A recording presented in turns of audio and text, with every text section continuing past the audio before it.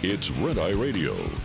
Gary McNamara and Eric Harley talk about everything from politics to social issues and news of the day. Whether you're up late or you're just starting your day, welcome to the show. From the Uniden America Studios, this is Red Eye Radio. Hello and welcome. He is Gary McNamara. I'm Eric Harley as we begin Election Day 2024. Gary, how are you? Just waiting like everybody else. Yeah, I know. This is like the morning when you're a kid. You'd wake up at 4 a.m. knowing your parents weren't getting up a minute before 7 or 8, and you're just sitting there going, okay, well, I guess we'll see what I got or didn't get later. Yeah, I mean, it might not be Christmas at all. I will say that every single show, it's like, can't wait to get in. Yeah. And today I'm like, all we're doing is waiting. Yeah. Listen, we don't have anything for you folks. I got nothing. We got nothing. We're just gonna sit here. Well, when you look, I mean, I guess what I have to say would be quite short. Yeah. And that is what you saw yesterday is all the most accurate polls in 2020 show Trump winning. Yeah. The rest give her a very slight advantage. Yeah. And what you see is the Democrats, the reason that the Democrats are so bummed out is because of who actually went out and early voted. And Republicans way overdid, record for Republicans. And then just other things that I was looking at. I was looking at, for example, in Portland, I just happened to see it in Portland, Oregon, Multnomah County. They said way down, voting way down. And I look at that and go, okay, that's a liberal area. Yeah, right. And so, I see, I'm going to give my final prediction. Well, this is as dumb as sports. It's like, I have a prediction. The person who gets the most electoral votes or gets 270 will be the next president. And so we always laugh about, well, and now in the sports shows they scream. Yeah. And it was I don't know, it was probably the second or third week of the NFL season. It was Stephen A. Smith. Yeah. Let's go over the top 5 teams right now. Shut up. Yeah. It's like, I know. Or when they start saying, all right, what do you think the score is going to be? Well, I think that the Ravens are going to beat the Texans 23-19.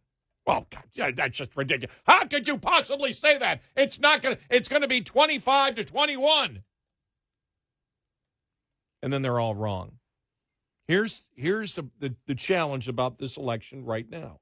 The variables are so different. Everything is so different. But what you have, and this is the one surprise, what you have is basically half the country that believes in insane ideas. Yeah. That's what you have. That's a problem. Yep. When you have half the country that believes that a man can be a woman because the man says so. Mm-hmm. When you have half the country or close to half the voters, according to the polling, we'll see what happens in the actual voting, that believe that millions of people being allowed into this country without being vetted properly is a good idea. Yeah. That borrowing money and government creating massive inflation is a good thing. It's something that they're for. That the identity politics, the racism, the anti-Semitism of the Democratic Party is a good thing. They wish to be anti-Semites, as we have seen with their opinions on Israel. Yeah, right. That, sorry, it's mainstream. It's in the White House. Right. You know, Rick Scott was on Fox News this morning, running again for the Senate in Florida. And I thought to myself, and he said, what we want is we want to be able to, once we're in, we're going to work with the other side, and we're going to all come together and get things done. And I thought, come together on what? No, you're not. What are you going to come together on, Rick? Tell me where I should compromise. I mean, I understand deals have to get done for things to pass on Capitol Hill, but tell me where the Democrats are going to compromise. What's going to happen? Because he's making the point. Of course, in the Senate, the GOP's not going to get 60, 51, 52, maybe one more. So you're going to have to get some Democrats to get things done. I think there will be very few items that will be a part of, and it depends on the state. And quite frankly, the states where you want to get things done, those senators may be losing their seats. Those are, you think about Tester in Montana. You think about states like Pennsylvania. I mean, if the GOP is getting those seats, well, tell me where we're willing to work with Republicans, Democrats are. I don't know where that is. I mean, I was driving when I heard him say it, so I didn't have a chance. You and I had it's just the nature of the job, and I think a lot of people do this. Probably a lot of our audience do it. You hear something on the fly, and if you're able to do it, you pick up your phone. You do a little more research, and you're getting the answers you want, and basically debating with the person that you just heard. I don't have any desire for any of Ted Cruz. I don't have any desire for you as a senator to work. John Cornyn, my other senator, don't want you to work with the Democrats unless they're coming to your side, unless they're coming around and they're going to work with conservatives. I don't want you meeting in the middle with anybody. I have no interest in you doing that because right now the agenda is full on the left. And it's not over if the GOP wins. If they win the White House, the Senate, and keep the House, it's far from over. In fact, they're going to ramp up the fires. This is going to be time to gather everybody around and get even more radical. That's what they're going to do. And I have no desire for any of my elected representatives to work with that kind of radical behavior. That's the problem of why it's so tough to look at this election. Because when you see where the public stands on the issues, Trump should win in a landslide. Mm-hmm. But when you see where the Democratic Party stands on the issues, it's pure insanity. Yeah. It's insane. And we can continue on other things. For example, we can run the grid on solar and wind. Well, my God, that's kooky talk. Yeah. They just keep moving forward on it. And so that's why this is a tough election. Mm-hmm. I will be happy, because you've got many people out there. Well, I'm sorry. I don't think it's going to be close. Trump's going to win in a landslide. Could he? I mean, what's a landslide today? Yeah. Landslide, that last real, you look at a landslide, Reagan, especially in the second election that he ran, over 500 electoral votes. I mean, that's a landslide. But for Trump, I saw some people commenting yesterday, well, if Trump wins the popular vote, I think you said that yesterday, that's a landslide. That's a landslide in my books, yeah. So it all depends on what your definition of landslide is. As I said, I'm voting for Trump. The number one reason, way above everything else, is to stop the weaponization of government, to stop the Democrats from wanting to whittle away at the Constitution. Yep. Democrats wish to get rid of the First Amendment. They wish to get rid of the Second Amendment. They wish to get rid. How do I know this? They've told me. Yeah. This isn't Right. This isn't me trying to speculate what they're going to do. They wish to get rid of the Electoral College and ensure that the vast majority of states do not have any type of representation or any type of power in Congress. And they wish to get rid, as we know, of the Senate, which continues on that one. And they wish to weaken the separation of powers by making the Supreme Court basically an arm of whoever wins Congress. Mm-hmm. Yeah. And all those things are things that will take down, this country. And I guess the other thing I wanted to bring up that if, because you hear Democrats, well, you hear Republicans talking about the steal. Hey, any party where 84% of the public believe there should be voter ID, picture voter ID. Right. And a party that completely disagrees with that wants no identification at the polls, the only reason that you're doing that is because you wish to steal an election. Yeah. There's no other reason. Yep. And by the way, I think I'll get to the audio, Rogan and Elon Musk talking about that yesterday. They said, what's the other reason? When 84% of the people want it, they know it. And you look at the numbers, it doesn't matter what demographic you are, whether you're black, you're white. I mean, it's just landslide numbers. People say, no, we need to keep the election. Only Democrats wish to not have secure elections. Only Democrats wish to make the count of an election, which could be done in a couple of hours, last weeks. Right. Well, the Democrats are fighting to keep people who did not prove U.S. citizenship on the voter rolls. Yep. The Department of Justice fought for that. Yep. Democrats wish to steal an election if they can. Right. That's the only reason that you do those things. Tell us where we're wrong. Any Democrat, tell us where we're wrong. There's no other reason. You can't. There's no other reason. And you know it. You hope to steal the election. That's what you wish to do. Otherwise, you wouldn't have the insanity of California. Right. That just passed no voter ID for anything. The only reason they wish to do that is they want fraud in an election. Yeah. So don't look at us and say, oh, I can't believe you guys are bringing that up. That's because of your behavior. Yeah. The things that you have passed into law that you tell me another issue, Eric, that has 84% of the population or the citizens of the United States agreeing on, the voters. Right. I don't know one. I don't think there's one.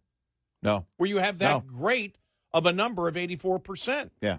Uh-oh. The reason Democrats do that is they wish to steal the election through fraudulent votes. No other reason. Every Democrat listening right now knows that. Yep. So please shut up if Republicans bring that up because they've got good reason to. Yep. Yeah, the insanity we've gotten, we're so far beyond scorched earth. We're so far beyond scorched earth. I'm not, for me, I'll tell you another big reason that I'm voting that I'm supporting Trump. All the reasons you mentioned, lawfare has to be lawfare, everything that they have thrown at him. Yeah, that's part of it. All of this stuff that has been thrown at him, all of this type of behavior has to stop. Because it won't stop in the event that he loses. It's going to be full on. They're going to feel, Alvin Bragg will feel like the hero if she wins. Jack Smith will feel like the hero if she wins. The Attorney General, Merrick Garland, will be holding a parade at the Department of Justice if she wins. And they'll be telling themselves, we did it, and this is how we're going to keep doing it. So it won't be at that point, it won't be about Donald Trump. It'll be about anybody else that gets in their way, and that includes you, Democrats. If you get in their way, they're coming after you. The thing about the mayor of New York, Mayor Adams, I don't know what he's guilty of, what he's not guilty of. He may be guilty of crimes. I don't know. I can't tell you that. But in the past, Democrats have looked the other way and then, oh, well, it's not that big of a deal and blah, blah, blah, blah, blah. You start complaining to the White House that's controlled by your party, Mayor Adams, and this is what they'll make sure that anything that's in your history is going to come to the surface. Now, again, he might be guilty of it, and he should pay for the crime if he's guilty of a crime.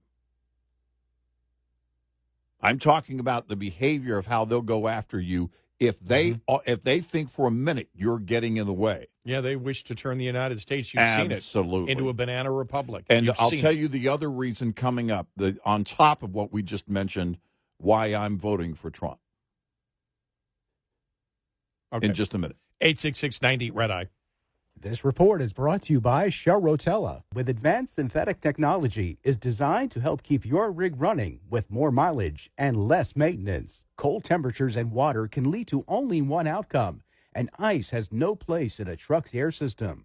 That's why it's crucial to keep your air system moisture-free as the temperatures begin to drop.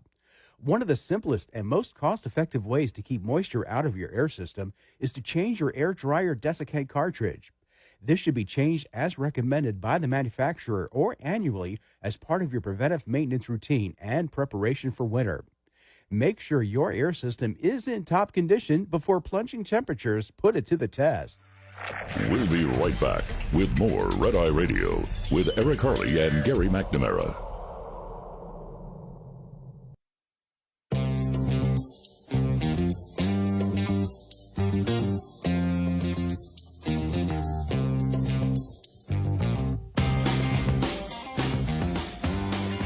It's Red Eye Radio. He's Eric Harley, and I'm Gary McNamara.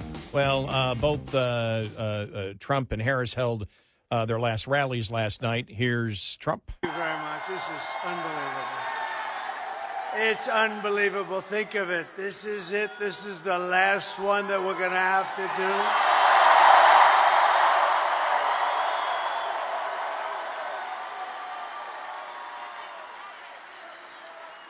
And doing 4 of these in one day is a little difficult, but not really, because the love in every one of them has been incredible, just like this. So it makes it a lot easier. Here's Harris. However, the race ain't over yet, and we must finish strong, and this could be one of the closest races in history. Uh-huh. He spoke for, I think the last one, I read this for over 2 hours. She spoke for 9 minutes. Yeah. Well, I think that's probably at the peak of her ability. 9 minutes is impressive for her. The other reason I'm voting for Trump is because I find myself supporting the GOP in a way in my heart and mind, as we, they went over hearts and minds, that hasn't been there in a while. I support them for the reasons on the issues, but I didn't have the faith that I have now. Now that you have J.D. Vance, you have Ramaswamy, you have Byron Donalds, all of these folks that have been, I think, great. Now, Tulsi Gabbard, we can add to the list officially as of recently, that we have a GOP that shows me that the party has a future. Not just 1 or 2 that stand out. Not 1 or 2 that make noise. The ones that are making the noise on the issues and are fearless in their debates and their stance against the media, they have no issues at all talking to the media and shredding any of the questions that are asked them. That's a big reason for me.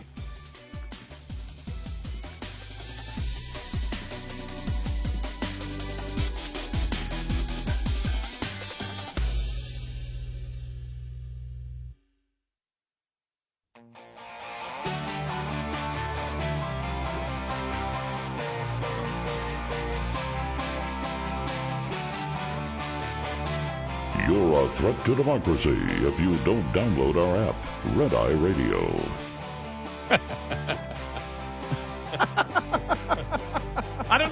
but just It's today, funnier today. It just felt so funny.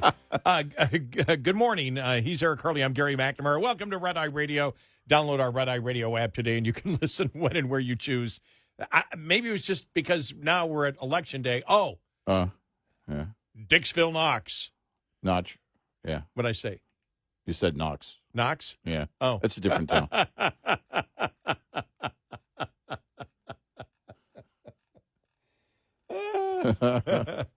Dixville Notch. Uh-huh. Biden swept there in 2020, 5-0. Yeah. This year, the votes are in 3 apiece. All right. Ooh, that tells us it's going to be, see, this is a microcosm of the, because it's going to be, that's an indication that, yeah, okay. Somebody posted a meme. It's an illustration of Trump in it, because I mentioned Christmas earlier. Trump in a Santa suit, Christmas morning, handing out gifts. It's a happy election day. But it's from Mayor Trent Staggs. He's the mayor of Riverton, Utah. And I look at it and think to myself, I've been saying it. We're at that crossroads. We're going to decide radicalism and the behavior by the left and the weaponization of the DOJ and lawfare and all of that is okay, or we're not. Yeah. Well, looking at here, this was the memo that the media got a hold of yesterday from Trump campaign senior leadership team using Democrat data expert Tom Bonnier of Target Smart about early voting. All right. So just going through all of this, because to me, this is, again, you sit there and you say, okay, Republicans went out and early voted more than they had before. Does that mean that there's still a bunch more of Republicans that, will the total be more than it was last time is one of the questions you could ask, and I can't answer that question. But in Arizona, urban turnout is down, minus 385,000 votes compared to this point in 2020. This is Arizona. That's massive. Female turnout is down, 170,000 votes compared to this point in 2020. Rural turnout is up, plus 14,000 votes compared to this point in 2020. That's in Arizona. In Georgia, again, this is Democrats. This comes from the election the election bureaus there, but but these are Democrats that put this out. In Georgia, urban turnout is down 153,000 votes compared to this point in 2020. Everything is compared to this point in 2020, so I don't have to repeat that over and over again. Female turnout in Georgia is down 46,000. Rural turnout is up. Rural turnout is up 171,000. In Michigan, urban turnout is down 321,000 votes compared to this point in 2020. Female turnout is down 204,000 votes in Michigan. Rural turnout is up 55,000. North Carolina, urban turnout is down 175,000. This is really interesting. Female turnout is down 154,000. All these are compared to the point in 2020. Rural turnout is up 26,000. In Nevada, urban turnout is down 191,000 votes. Female turnout is down 126,000 votes. In Pennsylvania, this has to have them worried. In Pennsylvania, urban turnout is down 381,000 votes. Female turnout is down almost 500,000. Wow. 450,800 votes. That's massive. And in Wisconsin, urban turnout is down 100,000 votes. Female turnout is down 238,000 votes. If I see one more time a Republican saying, look, we got this as long as you go out and vote. Well, duh. I mean, that's the whole The key to winning is people voting for us. Right. The polls don't get you there. So, yeah, I mean, you look at those numbers, and that came out probably midday yesterday. And when you look at, we had played the one Obama campaign manager, who was the Obama campaign manager, who said, this is scary right now. This is scary as to what we see from early voting. And I can understand why. Because it's not just that Republicans are up. Yeah. It's that the traditional Democrat demographics for early voting are way down. So there's this dynamic. She's doing well better with females than she is males. Trump is doing better with males than he is female. But he's doing better with female than she is with males. See what I'm saying? Yes. He's doing better with his weak demographic of those two, weaker demographic of those two. I don't mean that women are weak. I mean the demographic is not. I'm going to have to explain this when I get home, probably. You need to say women are strong and intelligent. Women are strong and intelligent. You don't want to be Mark Cuban. I don't have to say that. They are. See what I did there? So, really, your wife's listening this late? No, she'll be listening to the podcast. Oh, okay. Please, she doesn't stay up. She doesn't even know I work nights. So, she doesn't miss me. So, if you know, they were making the point, many of the media outlets making the point, and have been making the point that, you know, if there's a strong female turnout, then that favors her. Also, the blue areas, the metro areas, the metro turnout. You had Trey Gowdy making some comments on Fox News on Monday, saying, well, Pennsylvania. I think they said something to the effect of, and I think I knew this. No Democrat has won the White House without winning Pennsylvania in 6 or 7 decades, something like that. Crazy. And it is, we've always known. I mean, it is the battleground, and we've known that Pennsylvania is the center point, because Pennsylvania also could be the indicator of, you know, all right, if he does well or performs very well and wins Pennsylvania in a decisive way, then does that mean also Michigan and Wisconsin could go to him? Just like in 2016, there are some things you can apply from 2016, some things that really don't apply from 2016. But getting back to the point of Trey Gowdy made the comment of, you know, like Pennsylvania, and I would add, like most states, your metro areas, you've got your very deep blue metro areas, and in between you have Texas. He used that word. He used our state as the example. And in between those metro areas, it's Texas.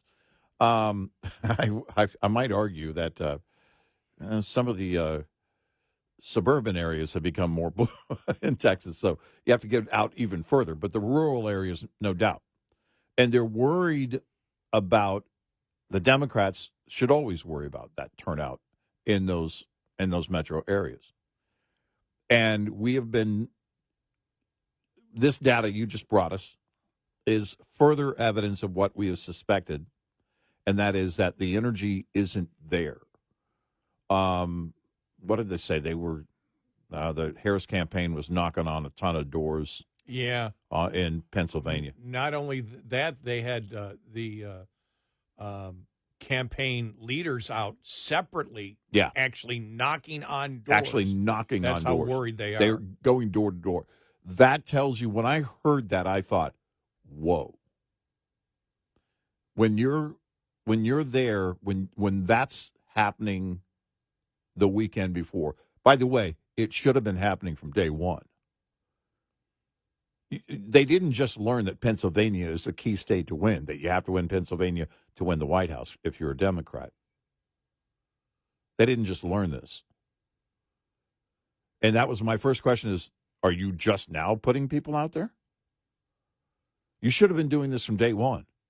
Even if you're not doing TV interviews, which you shouldn't have done, even if you're not doing press conferences, which you shouldn't do, with her as the nominee, your campaign should be door to door.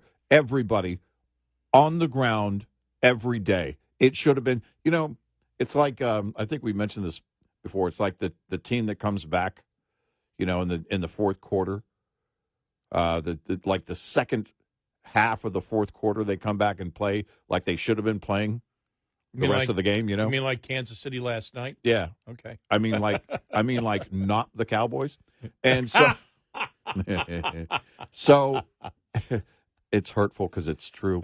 The whole thing is what we have been saying. You campaign like you're 20 points going in. You have to assume you're 20 points. We're 20 points behind.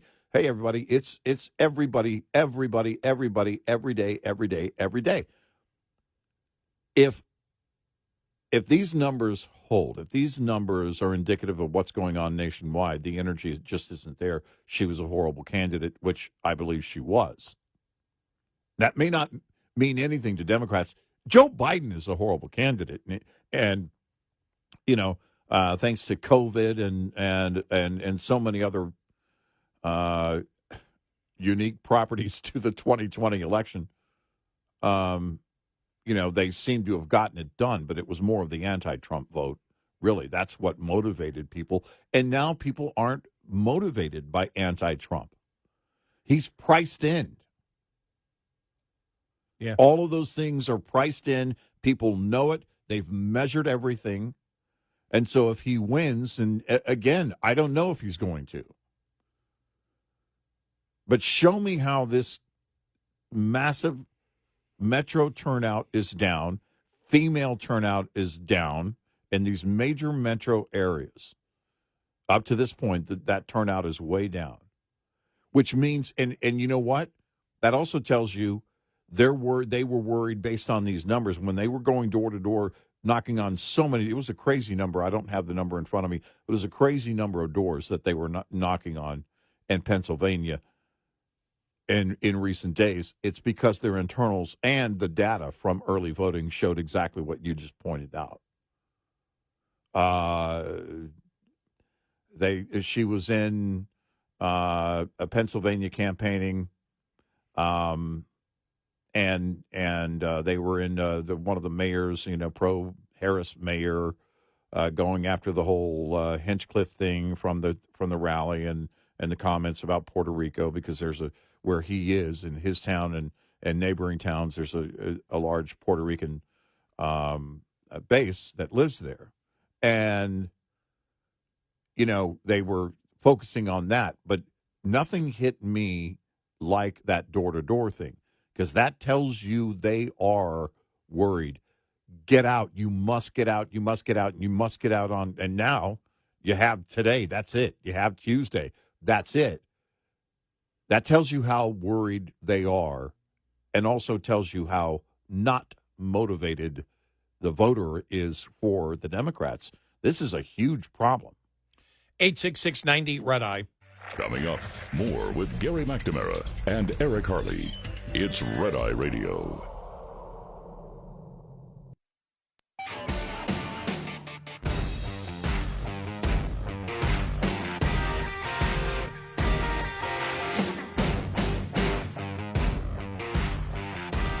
It's Turnout Radio. He's Eric Harley, and I'm Gary McNamara. More stats coming up on early voting, and also some interesting, I think, indicators of where the two political parties believe tomorrow's going to end up. Yeah. This and members of the media by how each political party has responded to them over the last couple of days on early voting. Yeah. So we will get to that. Interesting article, just reading this here from the Wall Street Journal. Could California elect Donald Trump? And they're saying population shifts over the last 10 years have reduced the Democrats' advantage in the Electoral College after the post-2020 census. California, Illinois, Michigan, New York, Ohio, Pennsylvania, West Virginia each lost a vote. Meanwhile, Texas picked up 2, while Colorado, Florida, Montana, North Carolina, and Oregon each added 1. Wow. Yeah.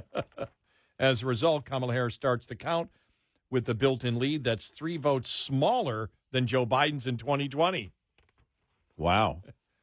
That All means right. there are more pathways for Mr. Trump to win the necessary 270 electoral votes, assuming the same battleground states, assuming the same battleground states of Arizona, Nevada, Georgia, North Carolina, Pennsylvania, Michigan, and Wisconsin. Yeah. So there you go. Yeah. Fascinating. Yeah, it is. It is. It'll be very interesting to, once this is all said and done and put away, to dissect what happened and what the psychology of the voter, what the American people are actually thinking and what they want done.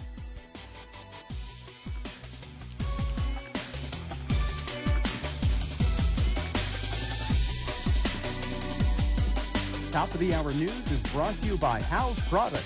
Visit houseproducts.com. This is Red Eye Radio on Westwood One.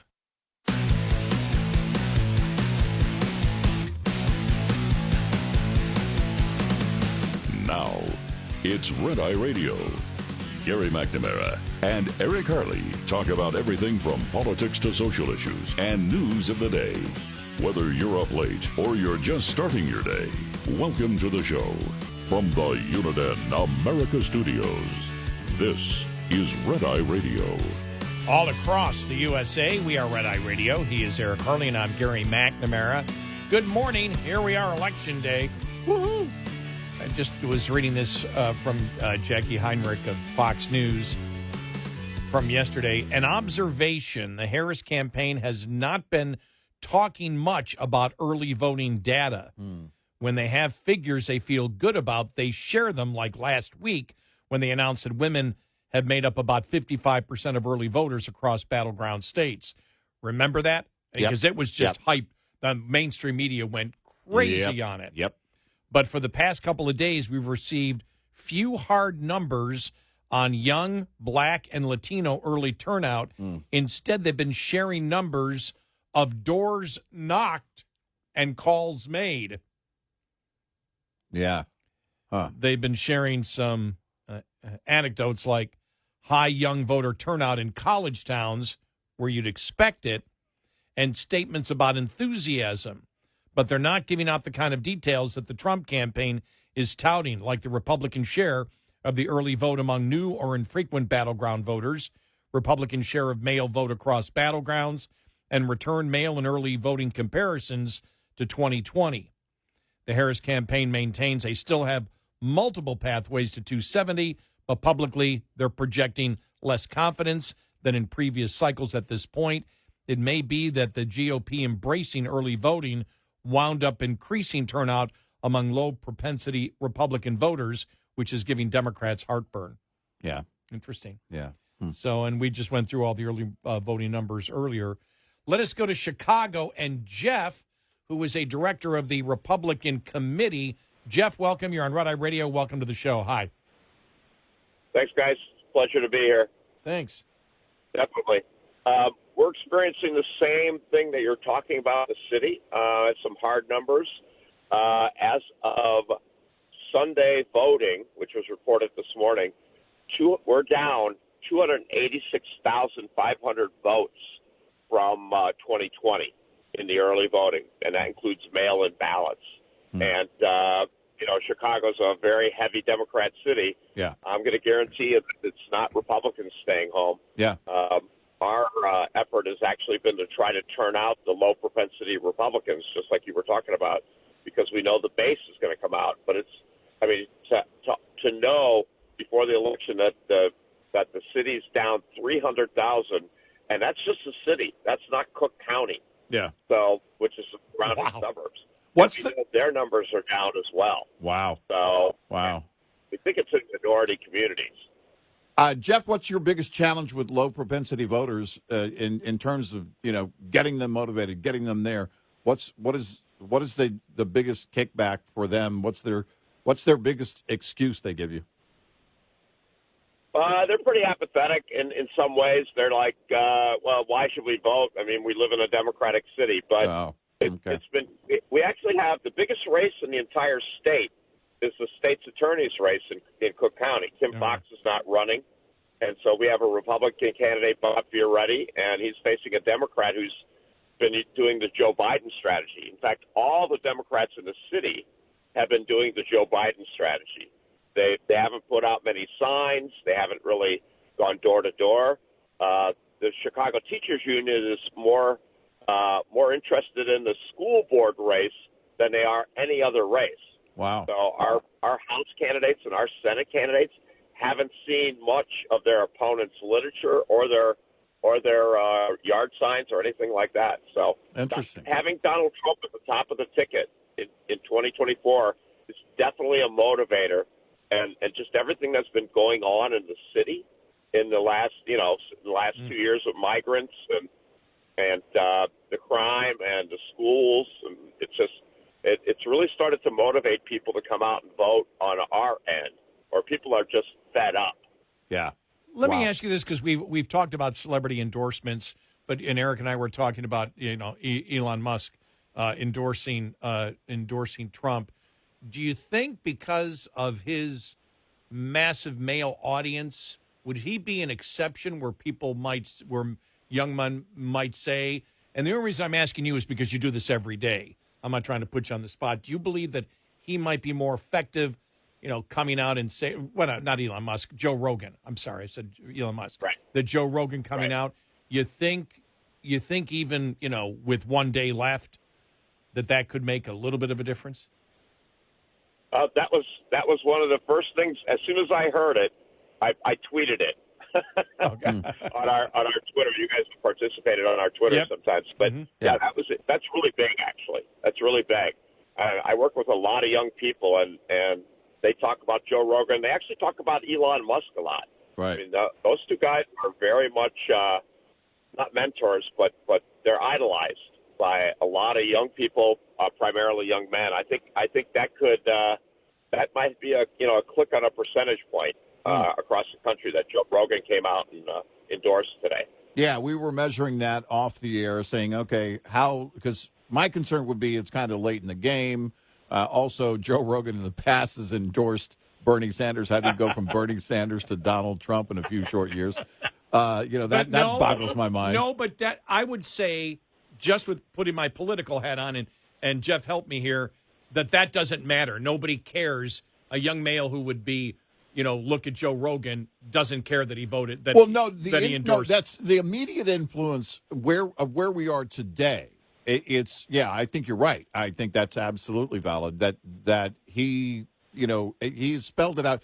Here's what I like about Rogan. I think a lot of people like about Rogan is the fact that he does listen. And look, I'll say this, and he might say it. He's a bit of a fanboy when it comes to Elon Musk. I think he's totally on board for what Elon's doing.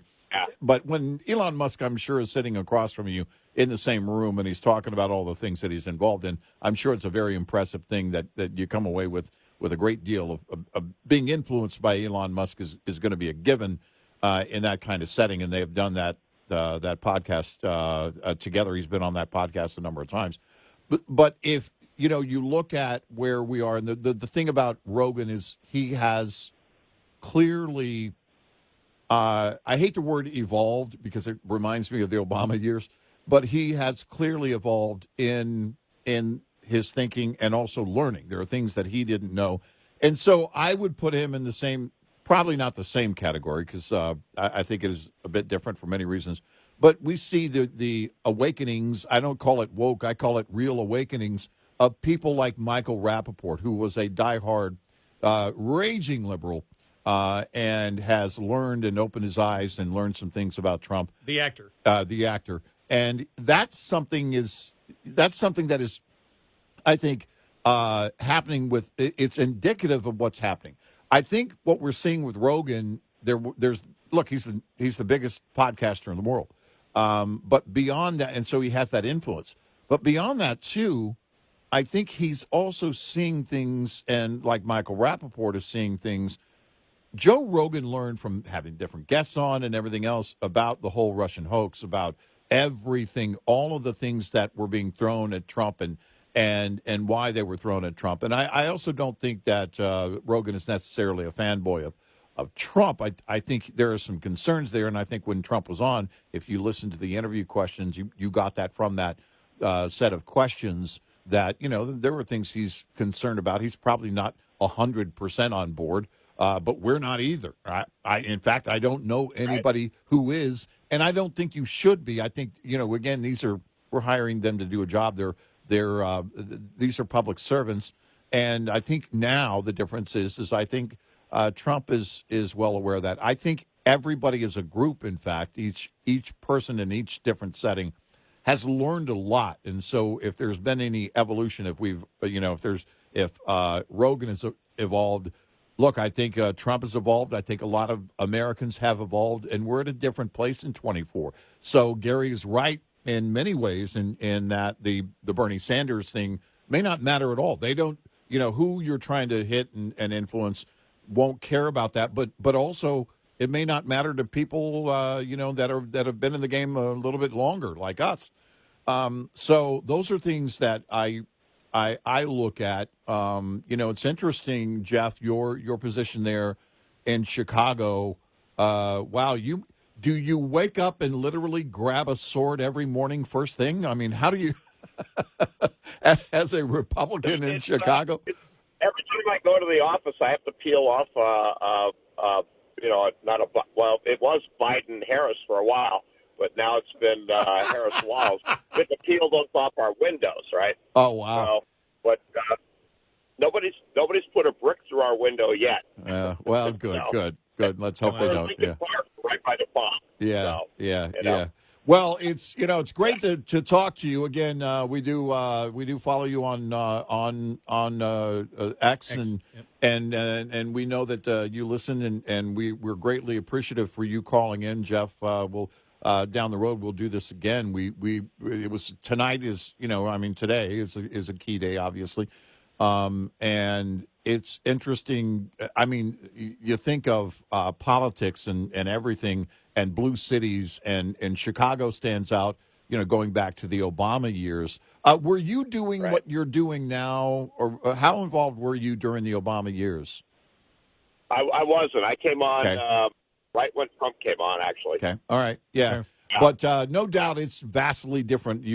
I know that you're anybody. It's I think a Captain Obvious moment that I'm having here, but a vastly different situation between Obama in 2008 and her. Oh, yeah, because Rahm Emanuel was mayor, and then it was Lori Lightfoot, and now it's Brandon Johnson. Yeah. And the city has changed dramatically under Lori Lightfoot, Brandon Johnson. So, Yeah. Well, great stuff, Jeff. Thank you so much for calling in, and hopefully we'll connect again down the road and have you on again. We appreciate your call. It is a very interesting microcosm of this. You think of blue cities, of course you think New York City, Chicago, LA. I mean, you think of the big ones, and that is and we've been on WLS for years. Proud to say that, by the way. It's humbling every time I even think of it. But Ramaswamy, I remember during the Democratic National Convention, he shows up, I think it was day 2 or day 3, and he had been there during the primary season. And he says, I went to neighborhoods. I wanted to hit the streets and talk to the people in Chicago. And he went during the Democratic National Convention, maybe a little bit of trolling. And then, he said, I'm going back out to those neighborhoods. I promised them in January that I'd come back, and he did just that. That's, again, also, part of that renewed confidence in the GOP, in the future of the GOP that I have and its current state. And I hope that if Trump is to win, that spirit holds on Capitol Hill, and that and that there's an understanding within the party. There are things that have to be done. It is time to get to work, and there's very little time. When I saw, and I've seen it a few times, the Trump team, and it shows Trump, and it shows J.D. Vance, and it shows Elon Musk, and it shows Ramaswamy, and it shows Tulsi Gabbard, and it shows Kennedy. And you look at that, and you go, who is this Republican Party?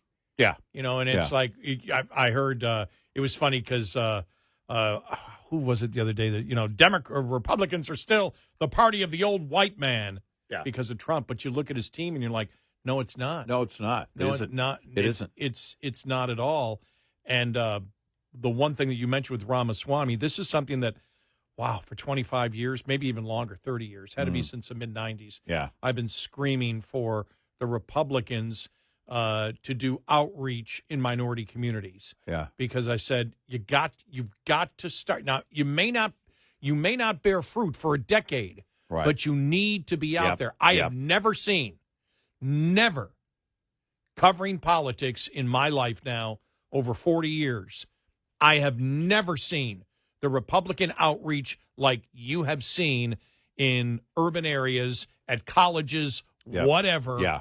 And all of them are involved in it. J.D. Vance is, Ramaswamy is, Elon Musk is. I saw one with Tulsi Gabbard talking to college students. You mentioned Ramaswamy at the DNC, and they are right there, and you can hear the support. Yes. But it takes a little bit of guts to do that, and this is a Republican Party with the surrogates out there that have the guts to go out there and do it and take the shots. But the amazing thing is you've got crazies that may be at the microphone, but the support for a Ramaswamy or a J.D. Vance or an Elon Musk is just, or Tulsi Gabbard. Right. I'm shaking my head going, these are college campuses that they're at, and wow. Yes. Or this is a barber shop in a minority community that they're at, and they're finally doing it because what they're doing is saying, look, it eventually, especially now, because the crap hits the fan, and the fan is reality. And all the BS that's been thrown at people no longer is a hypothetical. It's reality. Inflation has hit. Illegal immigration has hit. People now feel it. And so, like I said, if Trump loses today, I'm not going to complain about the way the campaign was run. No. I think they ran a very, very, very, very A-plus. I good mean, campaign. It's very few stumbles, and they weren't real stumbles this time. No. And the challenge you have here in this country is getting close to half of the voters support insane ideas. I don't know how you change that. Right. Except you keep pounding the truth, and hopefully reality will hit them. Right. 866-90 Red Eye. Brought to you by FPPF, Fuel Power Max. After fuel, an owner-operator's second biggest variable cost is tires. To save, get as much life out of them as possible with good habits. Maintain proper inflation. It's free and easy, yet it's the highest saving maintenance you can perform on the truck. Improper inflation is by far the greatest reason tires fail early. Perform routine maintenance. If a technician can by hand initiate irregular movements in tie rod ends, kingpins, wheel bearings, and torque rods, that spells trouble. Fight irregular wear by replacing suspension components. On the steer axle, change your shocks at least as often as you change your tires. On the drive axle, replace shocks halfway through the tire's life, and when the tires are changed too. Finally, employ good driving habits. You have full control here. More conservative driving over rough surfaces helps reduce wear. Speeding, hard braking, curbing, and tight turns cause tires to wear fast. On the other hand, steady acceleration, braking, and steering can extend the life, saving a bundle. Owner-Operator Business 101 is provided by Overdrive's Partners in Business program. Go to overdriveonline.com to the Partners in Business section on the website for more details on this and many other topics. Brought to you by Shell Rotella. With advanced synthetic technology is designed to help keep your rig running with more mileage and less maintenance. Lines open for your calls. 866-90 Red Eye on Red Eye Radio.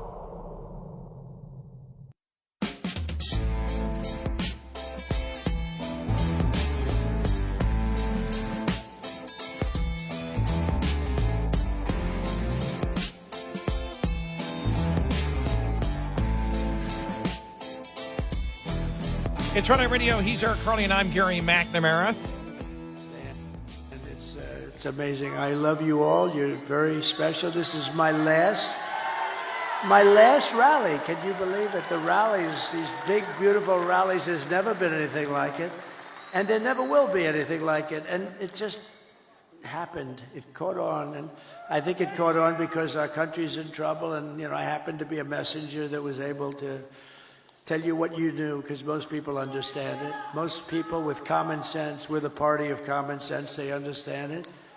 But this is all you need to know. I mean, Joe and Kamala broke it, and I will fix it. I'll fix it fast. It is good to see that they finally embraced our message. We want to thank former President Trump and hopefully future President Trump for listening. The last couple of weeks. They finally... It'd be funny if he calls in, first time, long time. I just wanted to say, greatest radio show ever. Everybody knows. Nothing like it.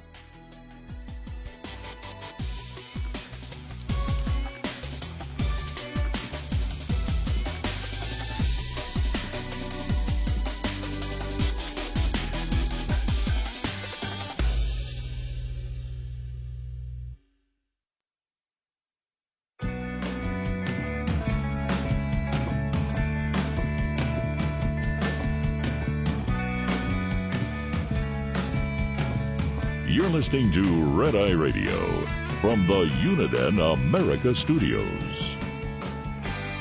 And he is Eric Harley, and I'm Gary McNamara. Welcome and good morning. Thanks for being here. I wanted to play part of the Joe Rogan podcast with Elon Musk, where they talked about voter ID.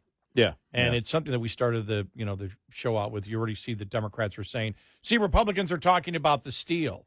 Well, then don't do things that give people the indication that you want to steal the election. Like in California, mandating no voter ID.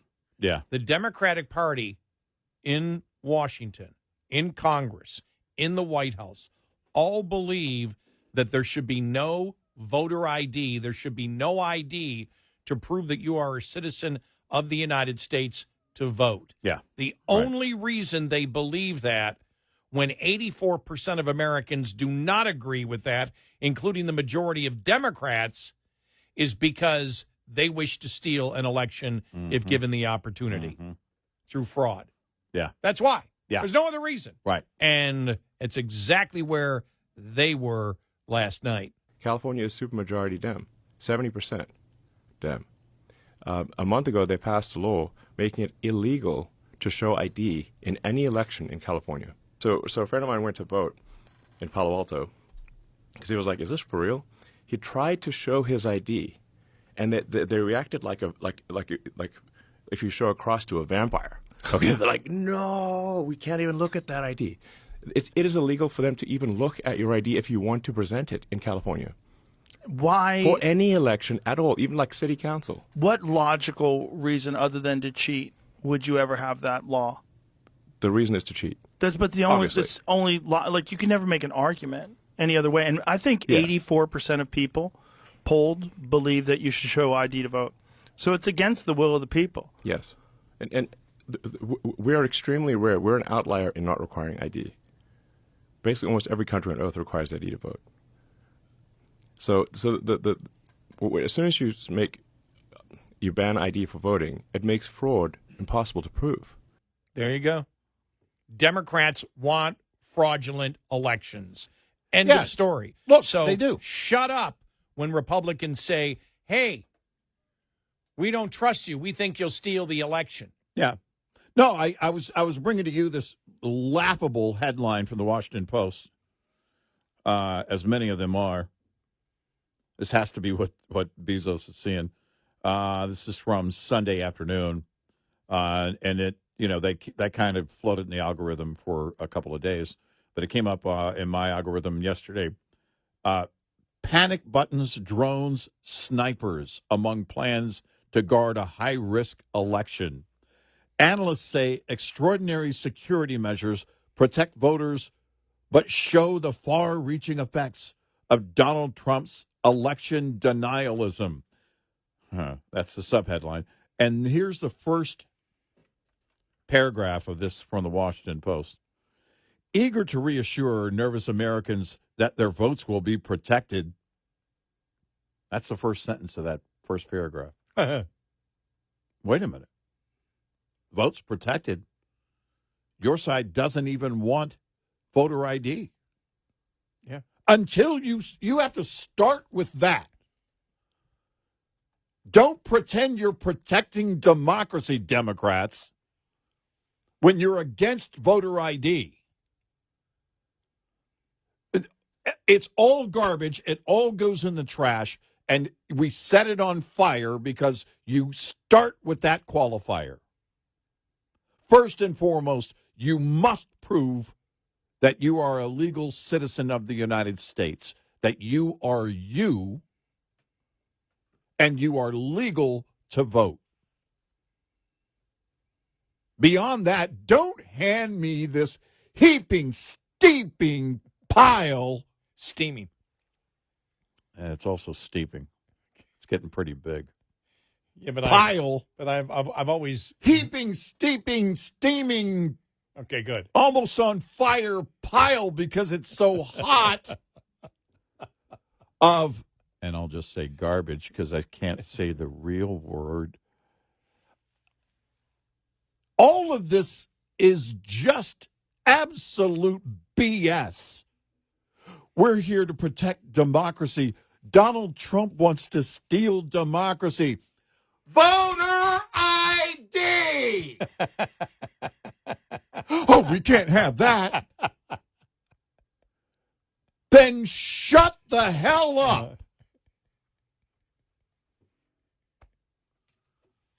It's not complicated, is it? It's not complicated This is at what all. Bezos has to see in part. Bezos has to look at this and go, what in the hell?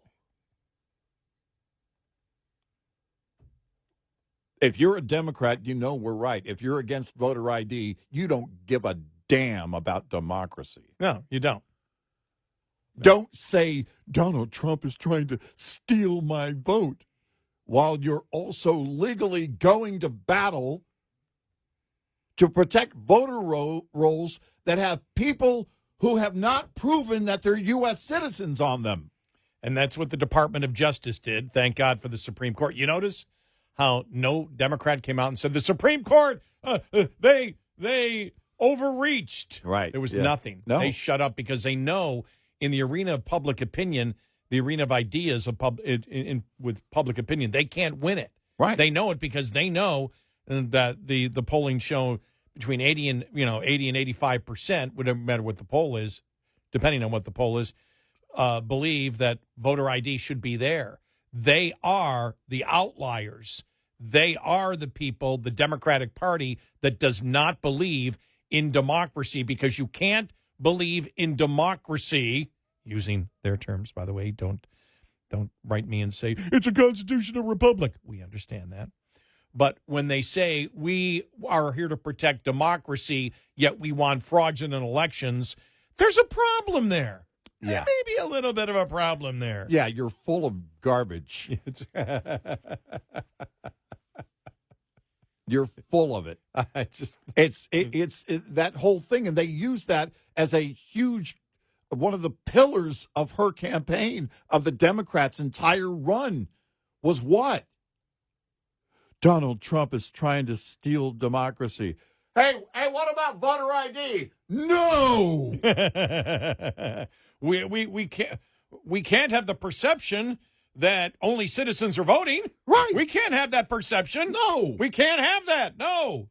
And it's fine if and that's the price you pay, because if they live here, they should have a say. What about Russians that are here illegally? No. This is too easy. And it's also really pathetic and sad if that party wins today.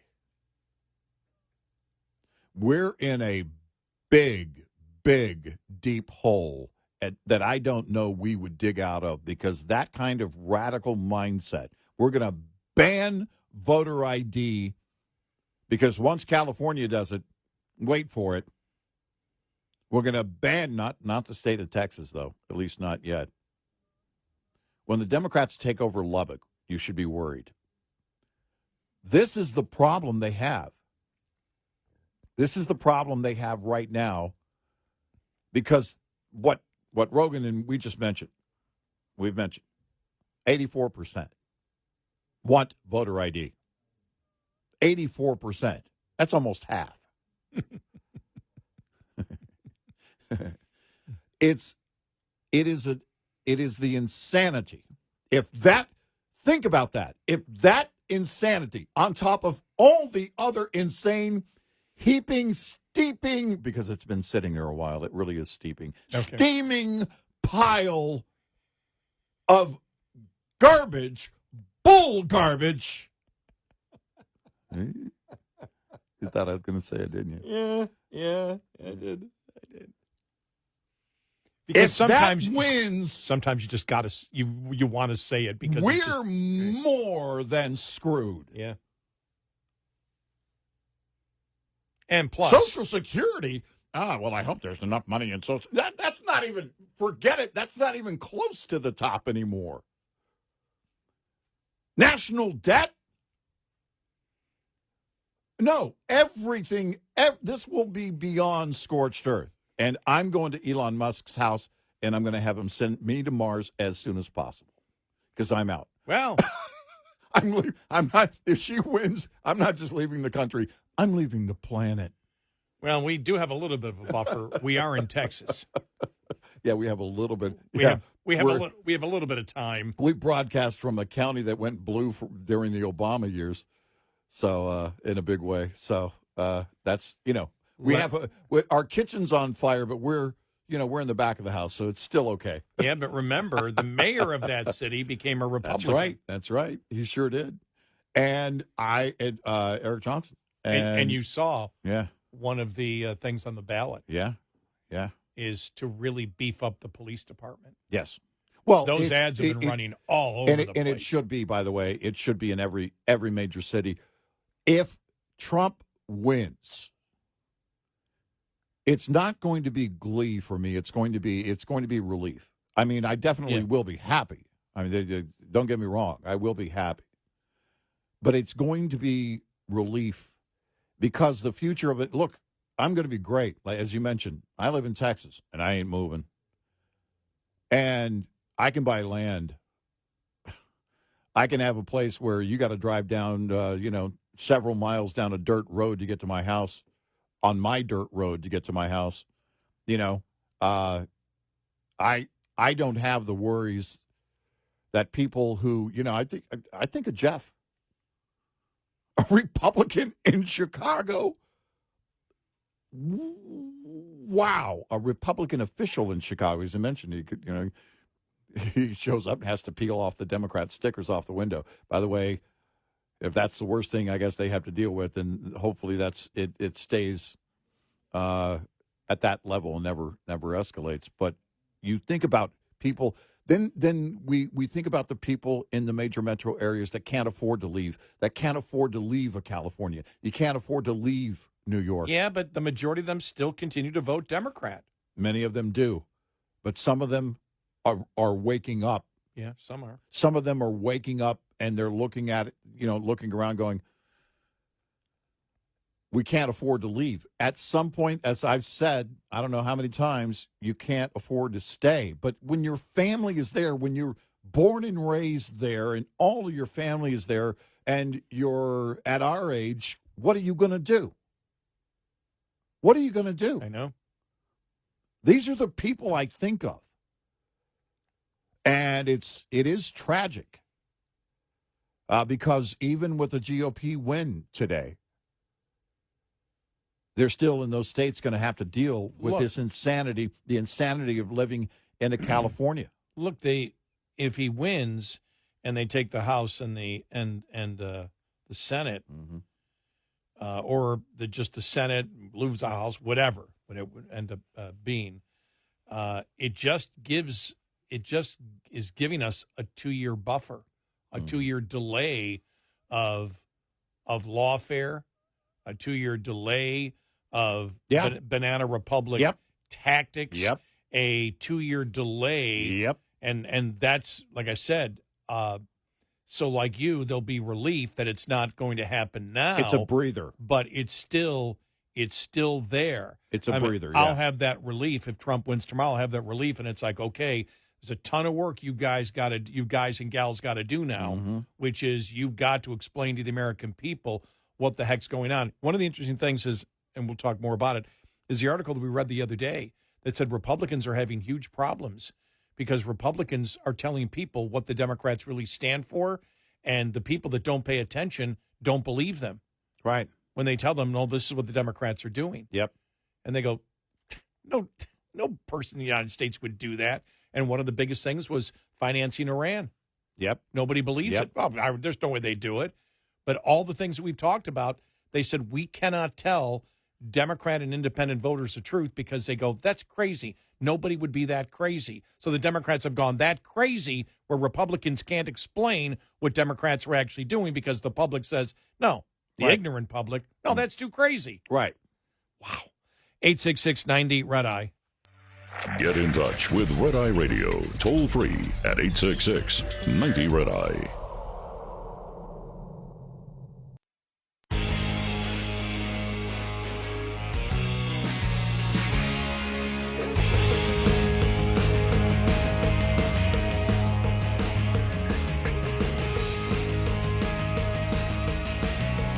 It's Red Eye Radio. He's Eric Harley, and I'm Gary McNamara. All right, the more indicators of where those in the know, which is those in the political parties, what they sense is going to happen. We'll get to that. Interesting editorial, Wall Street Journal. Could California elect Donald Trump? That's really interesting. Megyn Kelly endorsed Trump yesterday. What else is going on? Oh, my God. Just look at this. I just saw this headline. Pete Buttigieg says Thanksgiving can be normal again if Trump loses. Shut up, Pete. Well, we can get back to planes, trains, and automobiles. Yeah, exactly. Make a point. Yeah. Would you have a point?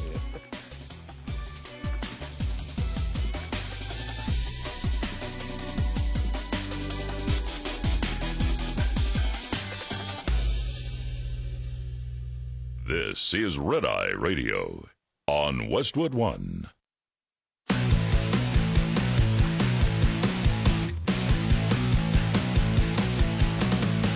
Now, it's Red Eye Radio. Gary McNamara and Eric Harley talk about everything from politics to social issues and news of the day. Whether you're up late or you're just starting your day, welcome to the show. From the Uniden America Studios, this is Red Eye Radio. All across the USA, we are Red Eye Radio. I'm Gary McNamara. He's Eric Harley. Hi. Hi. Welcome. Heaping, steaming, steeping, ever-growing pile. Remember Peanut. I'll never forget where I was. I'll never forget Peanut. We're all Peanut. I'm going to get that T-shirt. I am Peanut. I am Peanut. With a squirrel on it.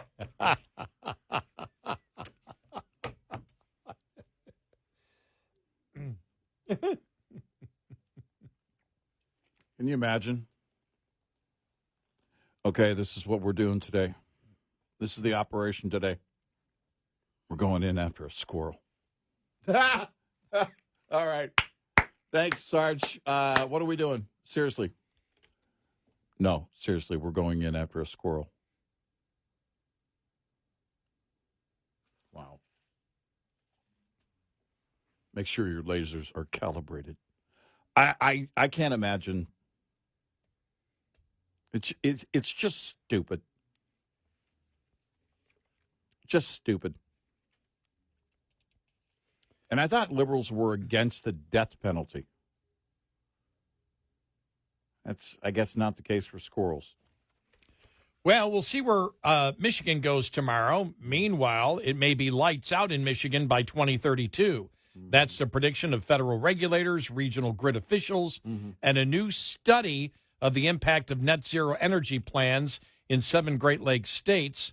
The research conducted by the Mackinac City, the Center for Public Policy, analyzes the electricity plans of 38 large investor-owned utilities in Minnesota, Wisconsin, Michigan, Illinois, Indiana, Ohio, and Pennsylvania, including 32 that have pledged to achieve net zero emissions by 2050.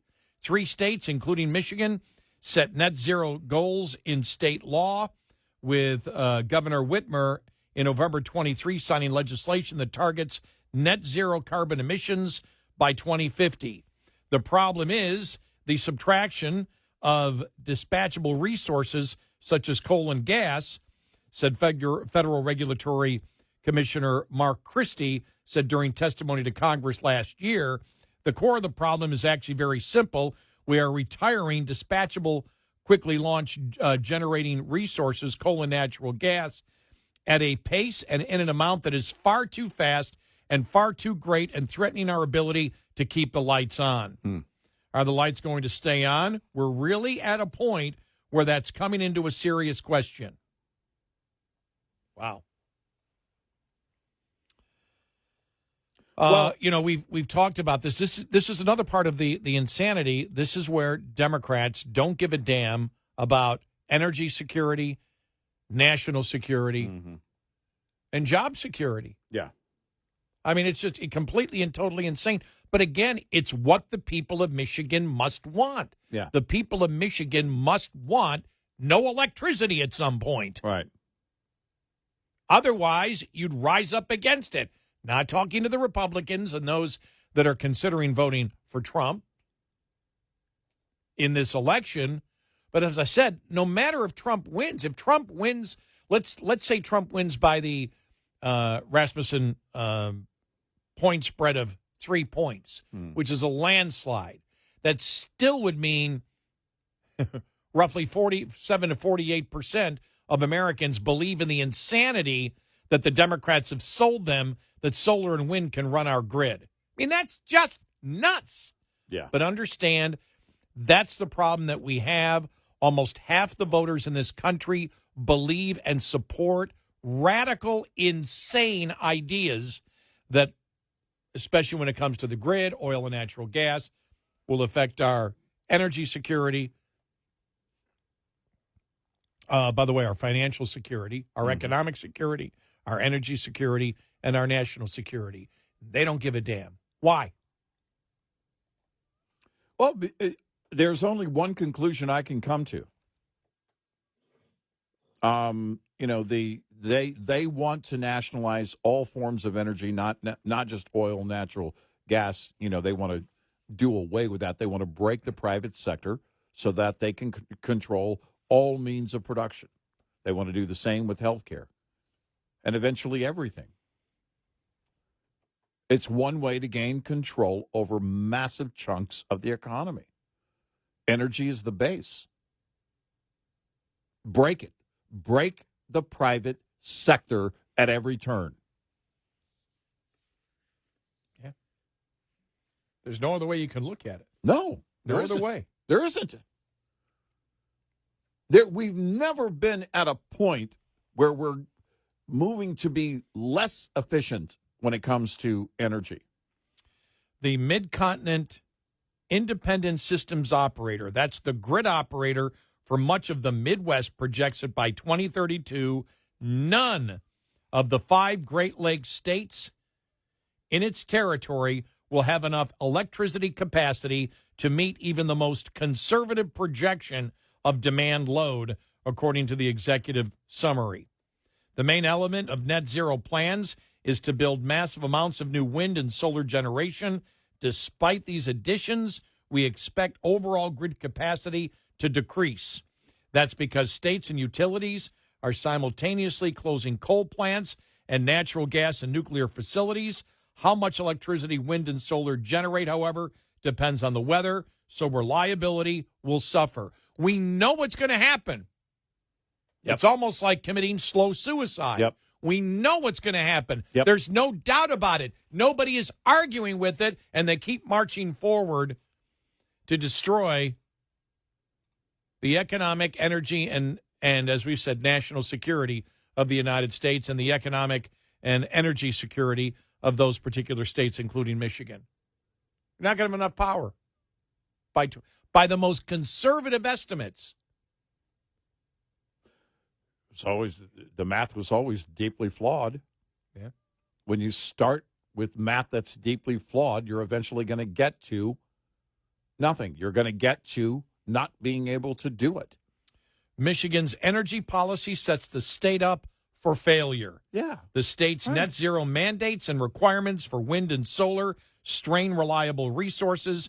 Michigan's goals are some of the most aggressive in the Great Lakes region. By the way, this is what happens when you put idiots who have no idea how the real world runs. They know nothing about electricity production. They know nothing about science. They know nothing about chemistry. They know nothing about physics. They're idiots. Yep. Whitmer, you think Whitmer has a clue as to how things really run? No, and the former governor is now the energy secretary. I know. They're completely clueless. Yes, they're morons. They have no idea how the real world runs. Or they want to break it. It's one Or they want to break it. Yep.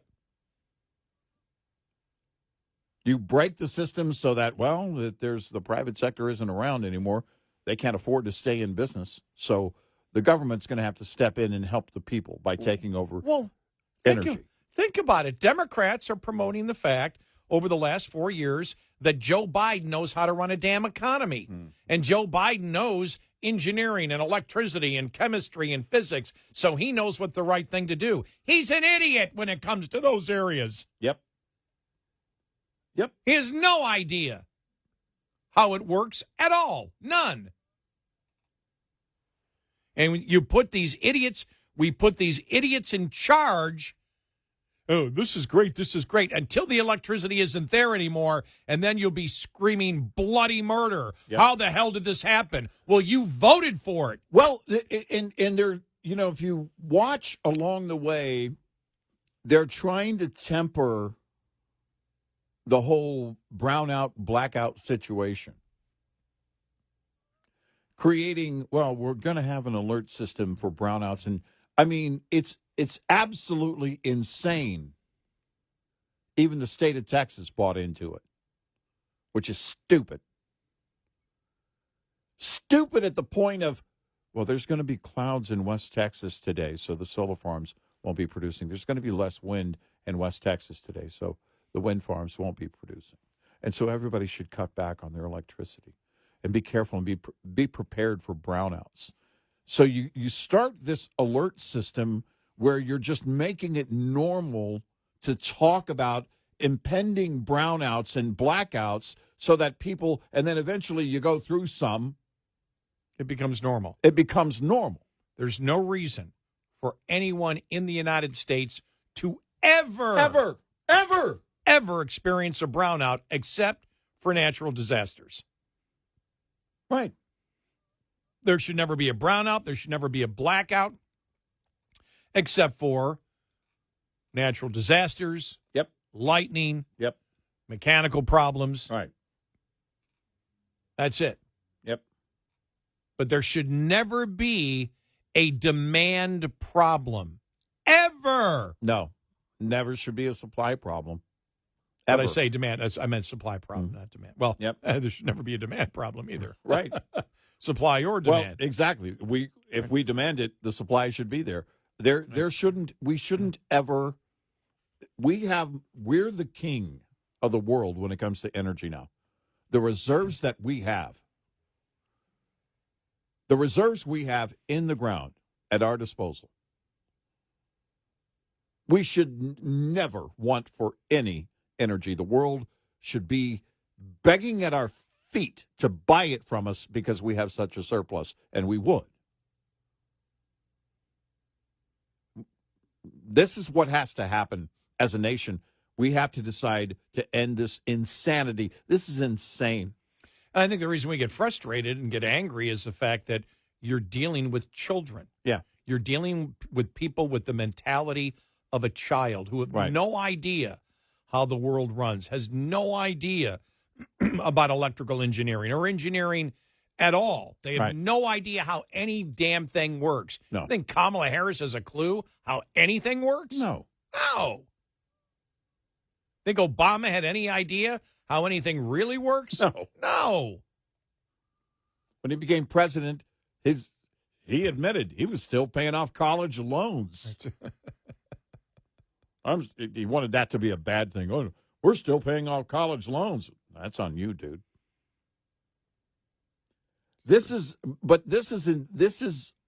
the insanity on every level. If you're okay with brownouts, I can assure you your next door neighbor is not.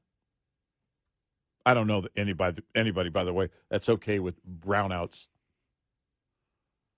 I can't imagine, and we should be outraged. Well, I'll solve the problem by getting a smart meter, and then they can just shut me off when they want. Mm-hmm. Yeah, exactly. Make sure it's all set up on every device in your home, too, so they can shut down the devices they want to shut down, starting with your air conditioner and your heater. Mm-hmm. Yeah, that's, give them full control of your home. By the way, they'll come in and they'll adjust, virtually, they'll adjust your thermostat for you. You won't have to worry about that. You like it at 95, right, during the summer? Yeah. 866-98-RED-EYE. We'll be right back with more Red Eye Radio with Eric Harley and Gary McNamara.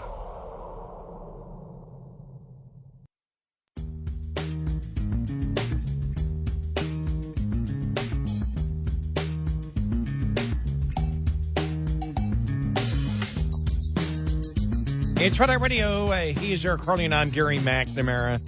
Welcome and good morning. Just in case you're just tuning in, the first election results are in. It's tied 3-3. Yeah, I was just looking at the population according to the 2020 census in Dixville Notch was 4, which means they've grown by at least 50% since the 2020 census. Biden swept Dixville Notch in 2020. Hillary won it in 2016. Biden went on to win the state, New Hampshire, with a 7% margin in 2020. And now it's tied. Also, some breaking news. Divorce rate in Dixville Notch has skyrocketed in the last 2 hours. Oh, my gosh. On a totally unrelated note. So they're all standing around. All right, who's the jerk? Who's the jerk who made it even? We all know it's probably you. You're wearing the hat. You're wearing the hat.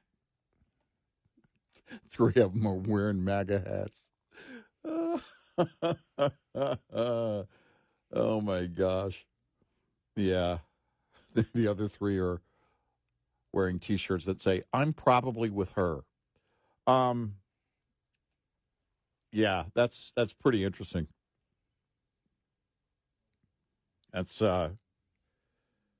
so they have a resort hotel in Dixville Notch with a population of 4.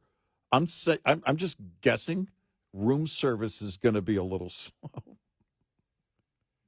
You're probably not going to get your sandwich today, but if you'll put your order in before you get to the hotel, we might get it before you leave.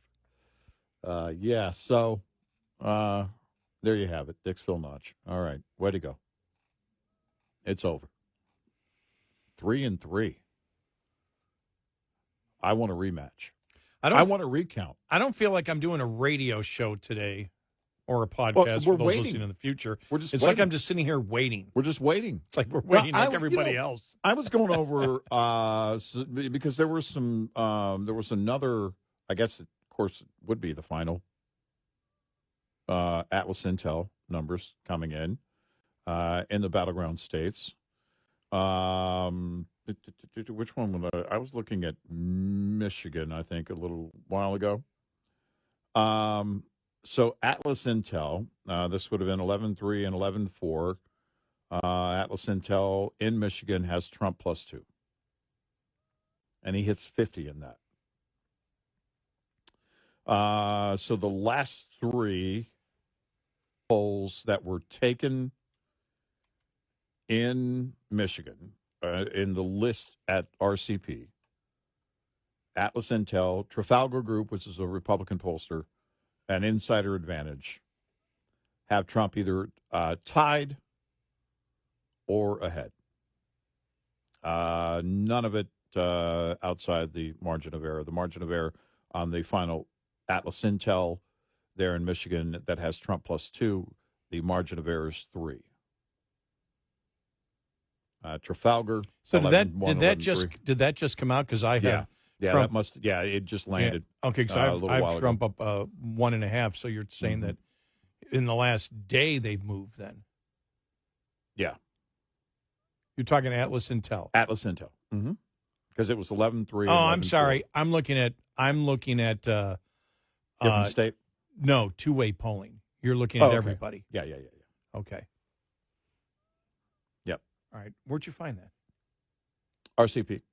Oh, okay. All right. Okay. Yeah, just click on Michigan. Duh. I'm looking at. I'm on X. Well, and Atlas Intel, Pennsylvania, also 11-3, 11-4. Trump +1, 1,840 likely voters, margin of error 2. So we'll see.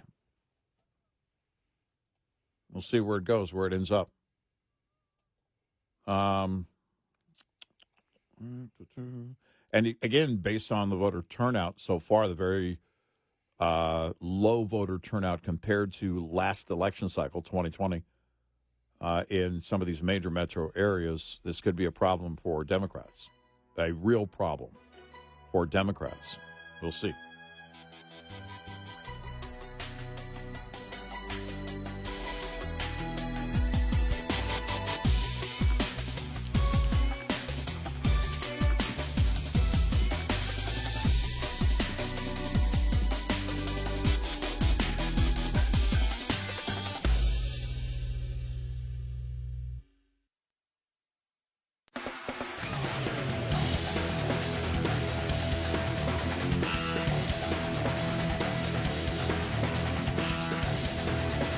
This is not your safe place. Red Eye Radio.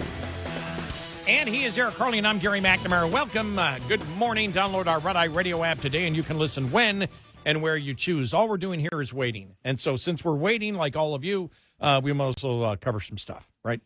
I guess. And this is last night on Laura Ingraham was Insider Advantage pollster Matt Towery. We haven't heard from him much, but Insider Advantage, if you look at the top polls of 2020, and look, we haven't tried at all to throw any propaganda out of concerning the polls at all. There's no reason for us to do that. Yeah, I don't know what's accurate or going to be accurate, in the end or not right now. But we do know the polls. What we have brought you is the polls that were the most accurate. We started the show saying, look, just to give you an overview of it, the most accurate polls of 2020 still show Trump winning. Mm-hmm. And Trump winning the popular vote, too. Mm-hmm. And 2 to 3 points is what they're talking about. And that's when you look at the most accurate polls of 2020. That would be Rasmussen. It would be Insider Advantage. It would be Atlas Intel and Trafalgar. Mm-hmm. And so Matt Towery was on Ingraham last night, and he's from Insider Advantage, one of the most accurate pollsters of 2020, and he was asked, all right, tell us what's up. Well, let me say one thing. So my polling firm last time had the lowest miss rate of all the pollsters, along with Trafalgar in the Real Clear Politics average. I never talk about that. But I get treated like garbage by these polling experts. So the garbage man is going to deliver for you tonight and put everybody at ease a little bit. Number one, don't pay attention to the exit polls. They're always wrong. Number two, Polymarket, good prediction market, shows Trump 58% likely to win, 41.6 to Harris, and that's going down. The next thing you can look for are early voting. Trump is outperforming his early voting from both 2016, when it wasn't so big, at 2020. So all he needs is a good turnout of Republicans on this election day, and he's going to carry these battleground states. That's another point to make. And I guess finally, the polls, we don't know if these pollsters have adjusted their methodology to find these shy Trump voters. Robert and I both had more trouble this year because Republicans won't answer the polls. So a lot of these polls that show, oh, the Democrats are doing great, it's hard to get the Trump voters to tell you what they're thinking because they're scared to tell anyone. Well, they don't. And it's worse this year, Did you see that? Yeah. I forgot who was telling it the other day. Oh, I don't know whether it's Mark Mitchell or whatever from Rasmussen, but saying this is the hardest year. Yeah. This is the hardest year to get Trump people to respond to you. They just don't trust the pollsters. Okay. Don't trust anybody. So that jives with, I don't even want to say report, but the claims on social media the other night that Biden was saying it, that Joe Biden inside the White House was telling people, because he's got a lot of time on his hands now. He's telling people inside the White House, staffers, then that's who the people on social media were sourcing. They said it's according to White House staffers that we know. Biden is saying that Republicans and independents aren't responding to pollsters this year. So if that's the case, what I would ask is, all right, then how do you weight it properly? Or can you? I mean, how does that affect if there's a non-response by a certain group or groups in this case, if it's both Republicans and independents that are not responding to pollsters? I've been questioning for a while because there is also the voter apathy effect puts a disparity between what the pollsters are saying and turnout, obviously, and what the actual results on Election Day are. You can say all day that you're voting for so-and-so, but you actually don't go. Well, what are we seeing? We're seeing that the motivation to vote for Trump is there. The energy to vote for her is not. So if that's happening, if there is that effect of people saying, oh, I'm definitely voting for Harris, and they actually don't show up, then that's the problem. I tend to believe it actually is a concern, and it's a concern in Pennsylvania because they're seeing the Harris campaign is seeing the low early voter turnout in Pennsylvania. We know this because they're knocking on tons of doors. They've got everybody, all hands on deck and more in Pennsylvania. What's interesting is my friend who worked for Obama in 2012, not 2008, but volunteered in Pennsylvania for Obama in 2012, for Hillary in 2016, I think for Biden in 2020. I can't be sure. I don't remember that. But it's volunteered in the past, is not volunteering for her this year. And I didn't interview this person and ask them why, and if it's because of her or something personal going on in their lives or something else. But I will say this. We can look at what we know. That many boots on the ground in one state means they're really desperate to get the vote out, which means they're concerned about that early turnout, low, very low, or huge drop in early voter turnout that favors Republicans. That is a threat to Democrats all day long when you look at the metro areas. This hasn't been brought up. We brought it up a couple of times, but I really haven't seen anybody bring this up. Maybe they have. I just haven't seen anybody bring this up. And, everybody wants to look at, for example, 2020, because Trump was a part of that, or 2016 when Trump was a part of that, and make the comparison of the polling. And I think there's a great reason to look at it, because if you're saying, look, Hillary was up by this amount, and now Trump is up, and Trump won in 2016, you have to ask the question, okay, does this mean Trump's going to win by more than just squeaking by? With the electoral college and not win the popular vote. I've always looked at this and said, is it more, and I'm not a pollster, so I don't know the differences in how they polled in 1980 compared to now, but let's look at the similarities.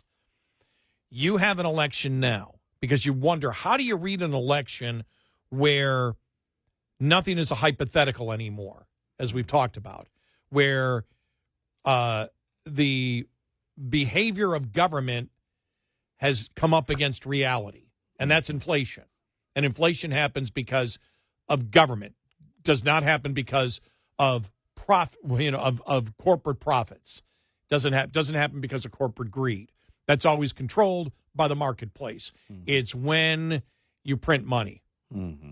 When there's too much money chasing too few goods. We know that. Every liberal economist knows that. We know that both Biden and Harris tried to say, oh, it's corporate greed. That's a load of horse manure. Yeah. And we all know it.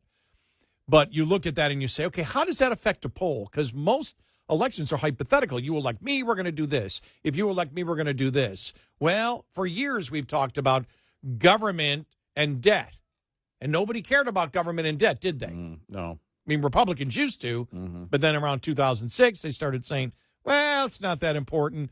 And we just probably a year and a half ago got some of our own listeners. You guys are making way too much out of this. Well, not a year and a half ago. I'd say 3 years ago. Yeah. You're making too much out of this whole debt thing. Nobody says that anymore after we see what happened with all the spending, all the debt, and all the inflation that we've seen. Now the public knows it. And I go back to 1980 when you had the exact same thing. You had inflation for a longer period of time. Yeah. And you also had someone who people perceived not to be a pathological liar like the Biden-Harris administration, but just incompetent to run the government. Yeah. To run the executive branch, and that was Jimmy Carter. But you had inflation for a lot longer at that point. Yeah. And what people don't realize is remember, Reagan won 51 to 41. 10 points. Yeah. Reagan won. 10. Yeah. The Washington Post final poll, 3 days out. Anybody know what it was?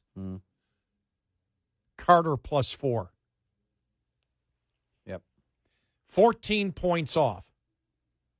And going back to an article, Yahoo News, polls have consistently indicated this year's presidential race is exceedingly close. At the same time, there have been a few murmurs among analysts that the election endgame, and we talked about this a month ago, could repeat that of 1980 when pollsters projected a close race between Jimmy Carter and Ronald Reagan. The election ended in a near landslide for Reagan, who won the popular vote by nearly 10 percentage points. The outcome, said the New York Times, left Americans scratching their heads over how Ronald Reagan won an overwhelming victory in what was supposed to be a close presidential election. In an outcome pollsters had not foreseen, and afterwards they quarreled openly about why their surveys had failed to provide an accurate sense of what the election would bring. Pollsters spat over why they erred so badly. Read a post-election headline in the Los Angeles Times. Could this year's race turn out the same way?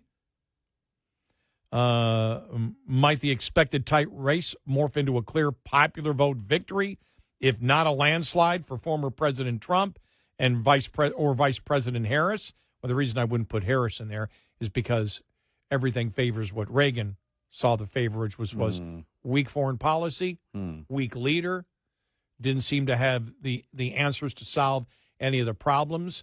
A Debbie Downer, remember the malaise speech from Carter, and inflation, because that's when Americans actually felt, what government could do wrong, and they felt it because you had inflation that was 10 years old by that time, not just 3.5, 10 years old. Yeah. Let me just see here. I could kick myself, said the polling director of CBS News afterwards. Clearly our mistake was not to have polled the last 2 days before the election. The final CBS New York Times poll before the 1980 election estimated Reagan's lead at 1 percentage point. The final Washington Post poll indicated Carter was ahead by 4 points.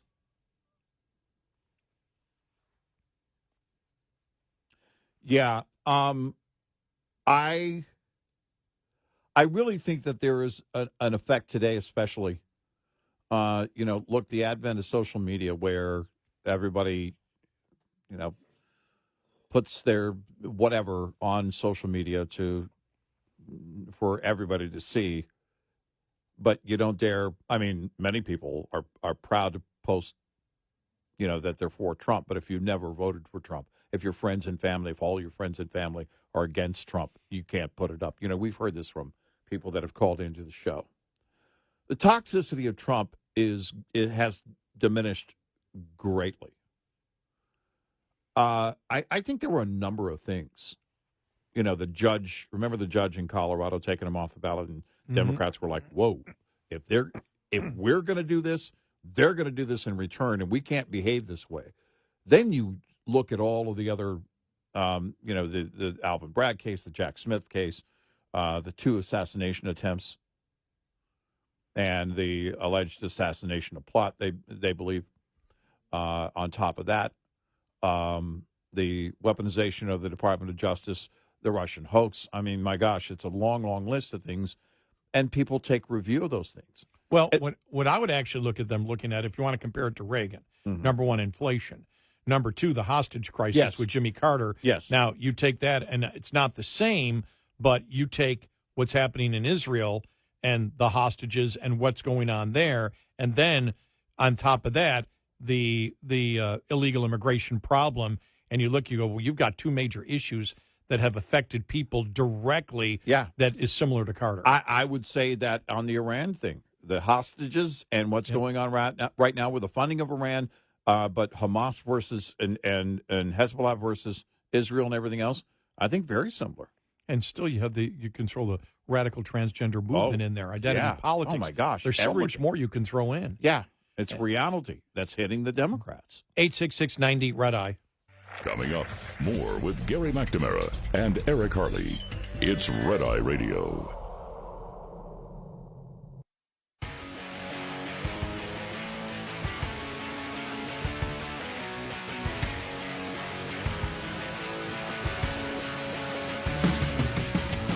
It's Red Eye Radio. He's Eric Harley, and I'm Gary McNamara. And so I look and I don't necessarily look at 2016 or 2020 as something that is similar. I go back to 1980 as we've done before. And so I found it interesting, to find that article on Yahoo that was bringing up the same stuff that we brought up about a month ago, saying, well, this sort of more looks like 1980 because of the inflation, the Iranian hostages at that particular time. Yeah. And I just look at that and I add on what's going on in Israel, the hostages in general there, right, along with the illegal immigration. I go, wow, I mean, that's reality. Yep. And how do people react to that? Normally in their own self-interest. Right.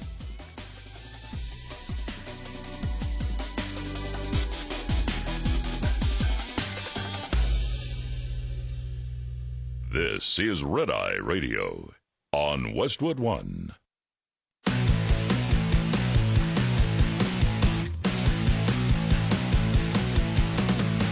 Now, it's Red Eye Radio. Gary McNamara and Eric Harley talk about everything from politics to social issues and news of the day. Whether you're up late or you're just starting your day, welcome to the show. From the Uniden America Studios, this is Red Eye Radio. All across America, we are Red Eye Radio. He is Eric Harley, and I'm Gary McNamara. Good morning. All right. Since we're really at the end of our campaign coverage, how about some of the best of Scott Jennings from yesterday? Oh, okay. Okay. On CNN. Yeah. All right, here we go. All right. Yes, here with a handful of hours to go. I mean, she doesn't have to attack Donald Trump, I guess, because she's done it every single day of the campaign since she got into it. It's been a relentlessly negative and relentlessly dishonest campaign. And here at the end, they want credit for trying to be positive and unifying after a week of Republicans are Nazis, Republicans are garbage, Republican women are weak and stupid. So I get it. I understand why they would want to tout this one time that she didn't relentlessly go negative and dishonest against Donald Trump. But to me, The bulk of the campaign is obvious. They are betting all their chips on there's just enough people in the country who hate or are willing to fear Donald Trump to win. That's about all they've got. So wait, and I think Kamala Harris has been frightfully vague do you about think what that she wants to do. Who's been more negative, Kamala Harris or Donald Trump?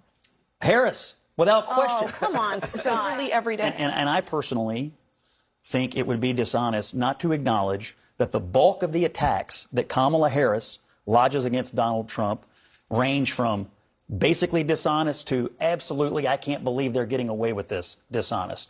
On policy, on all sorts of things. And I feel like this goes unacknowledged because of how Trump operates, and I fully admit that he says things that get our attention and that sound outrageous and incredibly negative. But we don't hold her to the same level of accountability. And the bulk of their campaign against Trump has been she sits on a throne of dishonesty when it comes to his agenda. He did not write Project 2025. He did not put it in a book. He does not hand it out. And that is the bulk of their campaign, and it's ridiculous. What I decided to do in this election was focus on the future.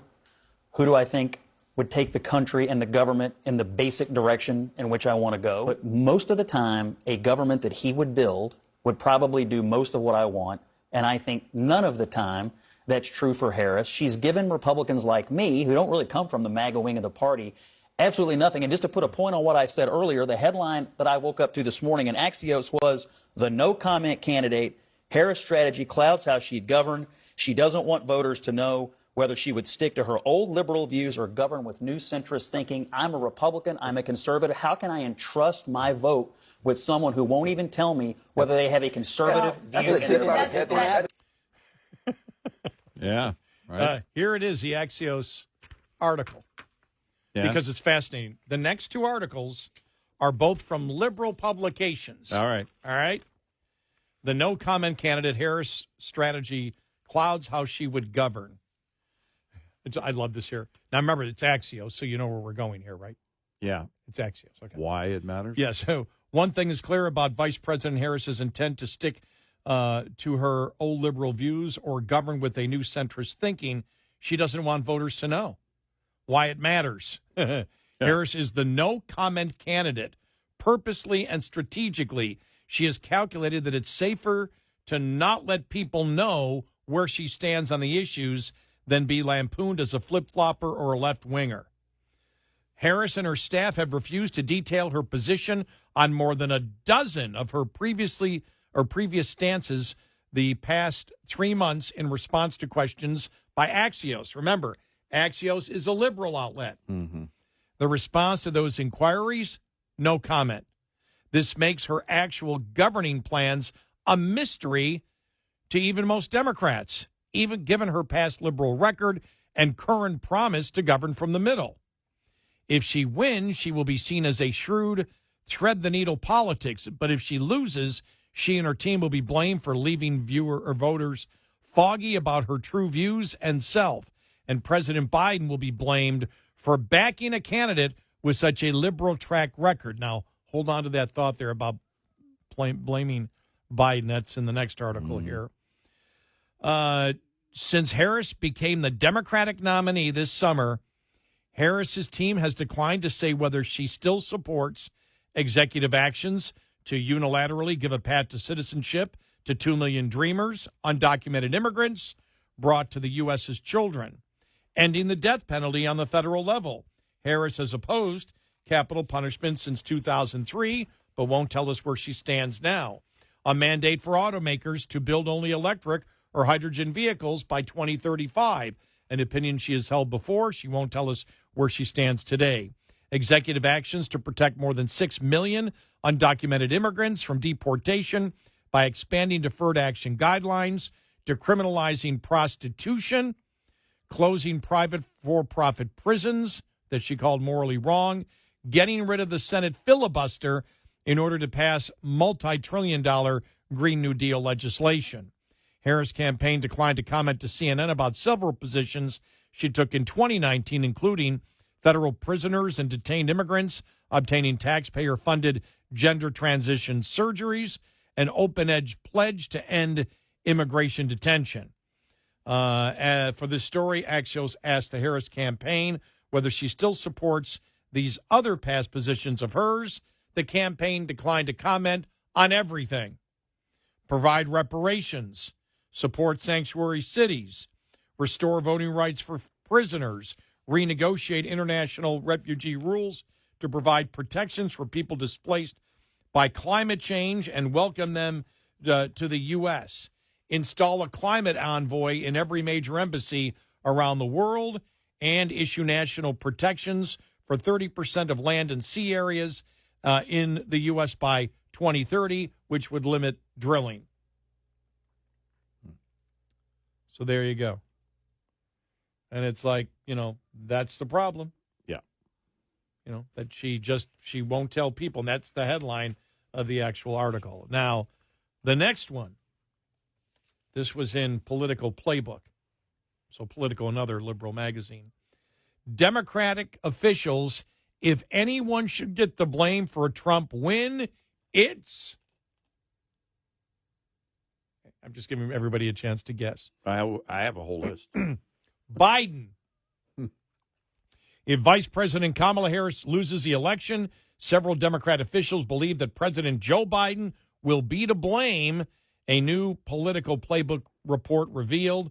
After speaking with Democrat insiders, the outlet stated if Harris loses, it'll be because she took the reins too late, which means it's Biden's fault for not dropping out earlier. Not dropping out sooner. Okay.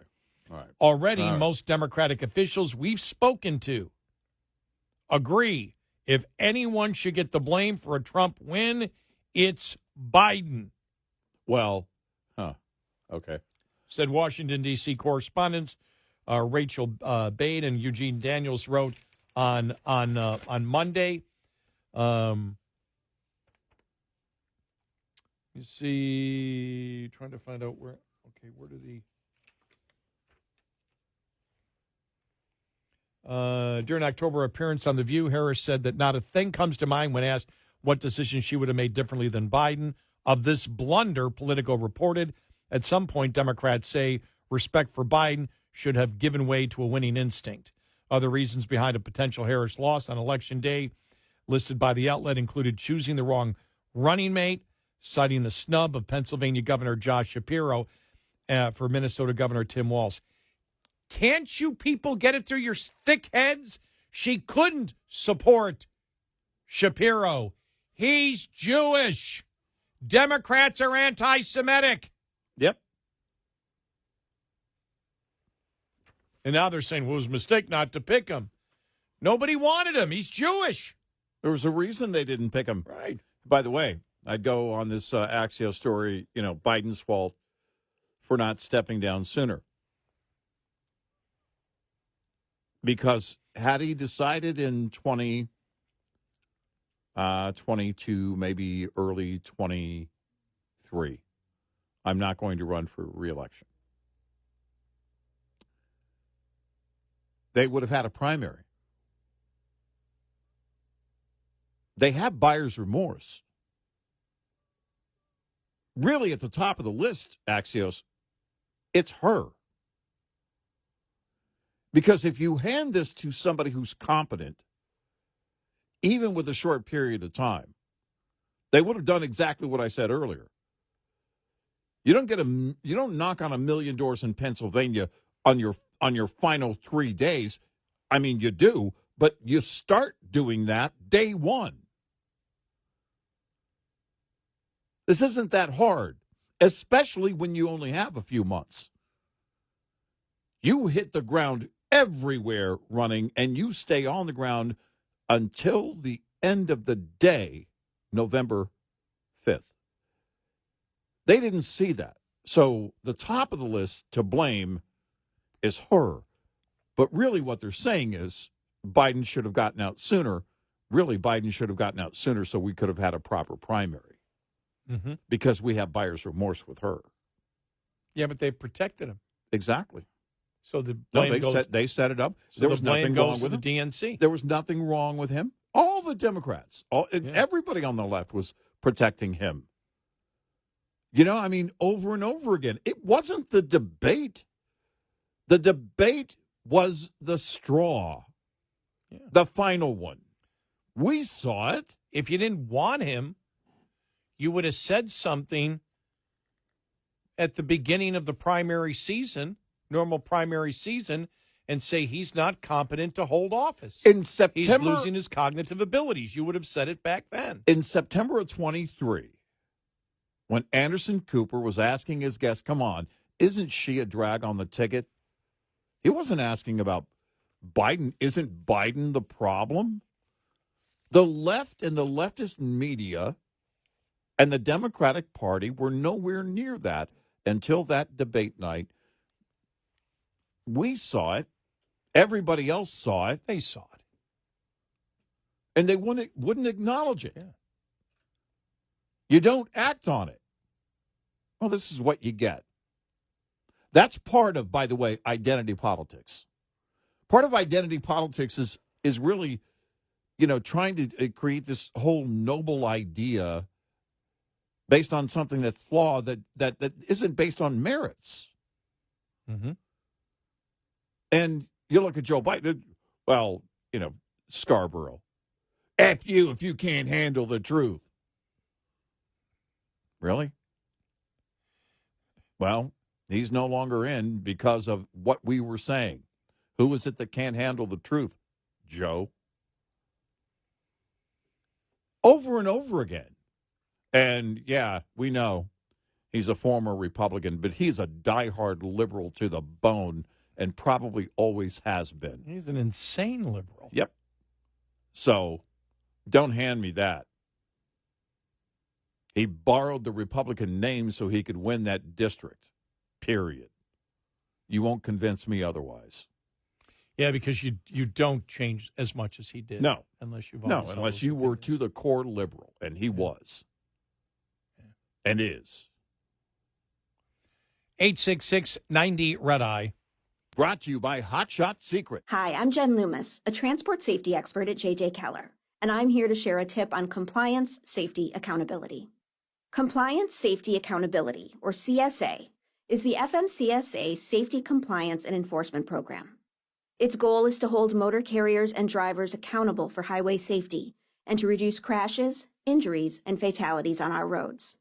CSA does this by assessing the safety performance of motor carriers and drivers based on data collected during roadside inspections, crash reports, and FMCSA investigations. Based on the data that is compiled, motor carriers are assigned a score. The carrier is then grouped with other carriers who have had a similar number of safety events. Carrier scores within the group are then ranked to determine intervention priority. Low scores are better, so carriers with the highest scores are those that are most likely to be targeted for intervention by the FMCSA. Interventions range in severity and may include warning letters, roadside, off-site, or on-site inspections, civil penalties, or operation out-of-service orders. This tip was brought to you by J.J. Keller & Associates. Visit us at jjkeller.com. Lines open for your calls. 866-90-RED-EYE on Red Eye Radio.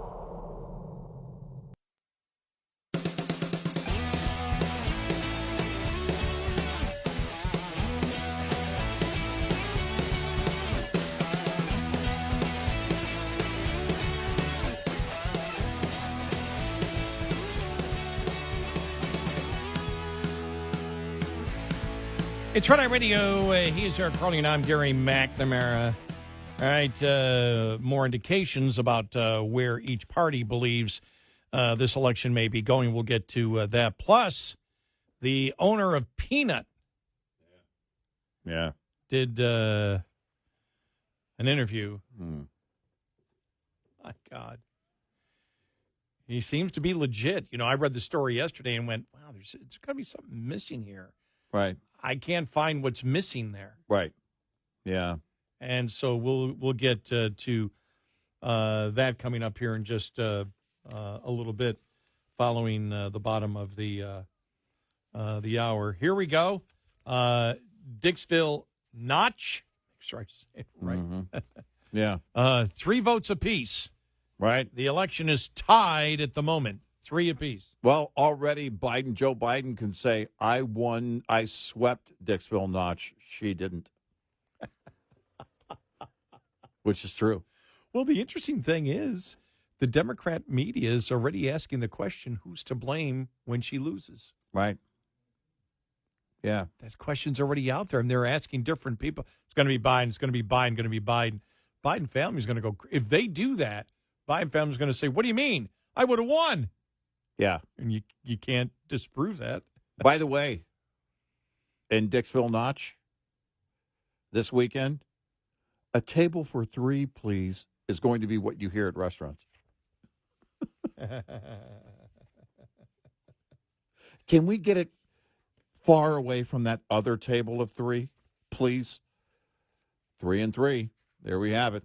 Let's see what happens in the rest of the state. Let's see what happens when we look at the polls. Atlas Intel coming in with their final, which went through yesterday, and it dropped a couple of hours ago. But it was interesting. On the national, they have Trump leading by 1.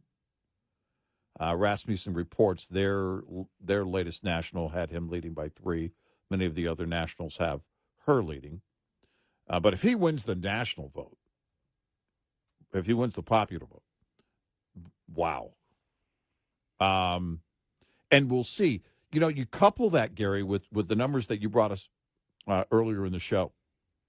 The drop in turnout in terms of early voting in major metro areas. These are blue cities. That spells a problem for the Democrats. I don't know how you make up that deficit in one day. I don't know how you make up that deficit in one day in those major areas. We're talking hundreds of thousands.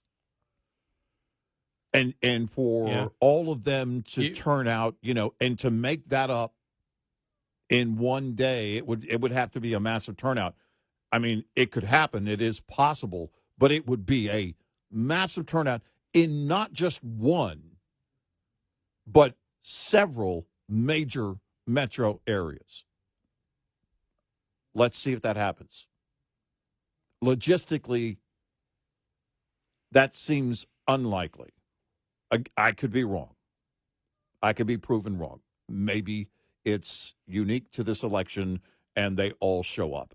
I don't have confidence that's going to happen. Did you see where those 2 Trump supporters put on Harris Walls T-shirts and went to different liberal households? Yeah. I think it was in New England. Yeah. And told people, look, we have migrants who are here. Will you take care of them? Well, no, I can't have them in our house. I can't. Well, then how about in the front lawn? Well, no. No. We can't do that. Oh my gosh, it was hilarious. Exactly. Oh, so funny.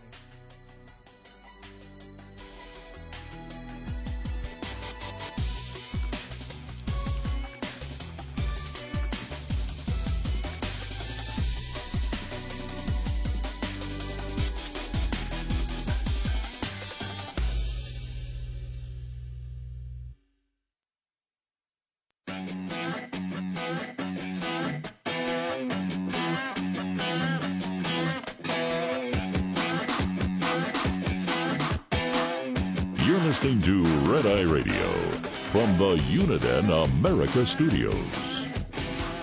And he is Eric Harley, and I'm Gary McNamara. Download our Red Eye Radio app today, and you can listen when and where you choose.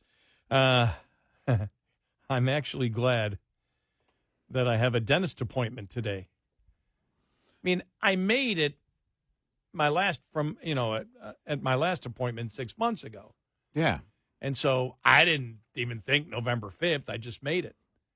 Yeah. 6 months from now. I'm really happy because I have to drive there. I have to be there. I have to drive back, maybe do some shopping. I will be busy during the day, which I really need to be busy today. As long as they don't numb your bias. No. They're not going to numb my bias. I don't believe. You ever had your bias numbed? Never. Never. No, none of just regular, the teeth cleaning, whatever they do. I can't feel my opinion. What? Normally they're going to do the scraping, the The scraping, the cleaning, with the scraping and the cleaning. Yeah, I always hate the scraper. I mean, and I've had a lot of oral surgery in my time, but the scraper, when they're scraping, it's like, can we finish? Can we get this thing done quicker? Yeah. The first time I heard oral surgery, I thought it's like, what do you mean? You're just going to talk about surgery? What is this? That doesn't seem very effective. No, it's just this is where we go into your mouth. And just normal mouth maintenance. Yeah. Hey, I make my living off my mouth. We should be able to write it off. I've always thought that. We should be able to write it off. You know, I don't even know what it means. But they do, and that's why they just write it off. Well, maybe not write it off, but get a deduction for it. Yeah. No, write it off completely. Right. Complete tax credit. I want the full tax credit. By the way, if I could write off my dental work, man, I'd be a rich man. Well, I have the top tier dental that we have. Mm-hmm. Still doesn't cover anything. No, it's like oh my okay. gosh. Yeah. Well, you can get 2 teeth cleaned. Oh, okay. Wow. Every time I get the bill, I'm like, well, but I have insurance. Yeah, we know. Yeah, we know. We know. Yeah, sure you do. That's cute. But I'm actually happy I'm going to the dentist. It'll keep my mind busy. I'll be doing something. Because if I get up at 10 o'clock, my appointment's at 11, or I get up at 9:30, 11. By the time I get back after shopping, everything else will be 2 or 3. Then I probably won't watch any of the news because I won't be able to get to sleep, and I need to sleep. Well, I have a new huge tool. It's a socket. It's a huge socket, long socket tool that I have coming, and it's very, very heavy. And to keep my mind off the election, I'm going to take it and pound my left hand with it. I thought you were going to remove a tooth. That's where I thought you're going. I might. It's like if the breaking of the hand bones doesn't do the trick, I might go for some teeth. Yeah, I thought about it. It's one of those days where, because now, all the numbers are in, and I keep going back to the RCP. When the Atlas Intel final came out a couple hours ago, and I saw it, I was like, ooh, new numbers. The new numbers are here. And it's like Steve Martin in The Jerk with the phone book. But I just, there's only so much you can do. But in analyzing, when you put it all together, we did bring some new numbers of the low early voter turnout, the drop in early voter turnout in major metro areas. And this is multiple areas, cities, urban areas and women. Yeah, these are women. These to the extent of hundreds of thousands would have to show up to make up for that, would have to show up today. And that is not likely. Historically, that would be, and maybe it proves to be a historic election and they all do show up today.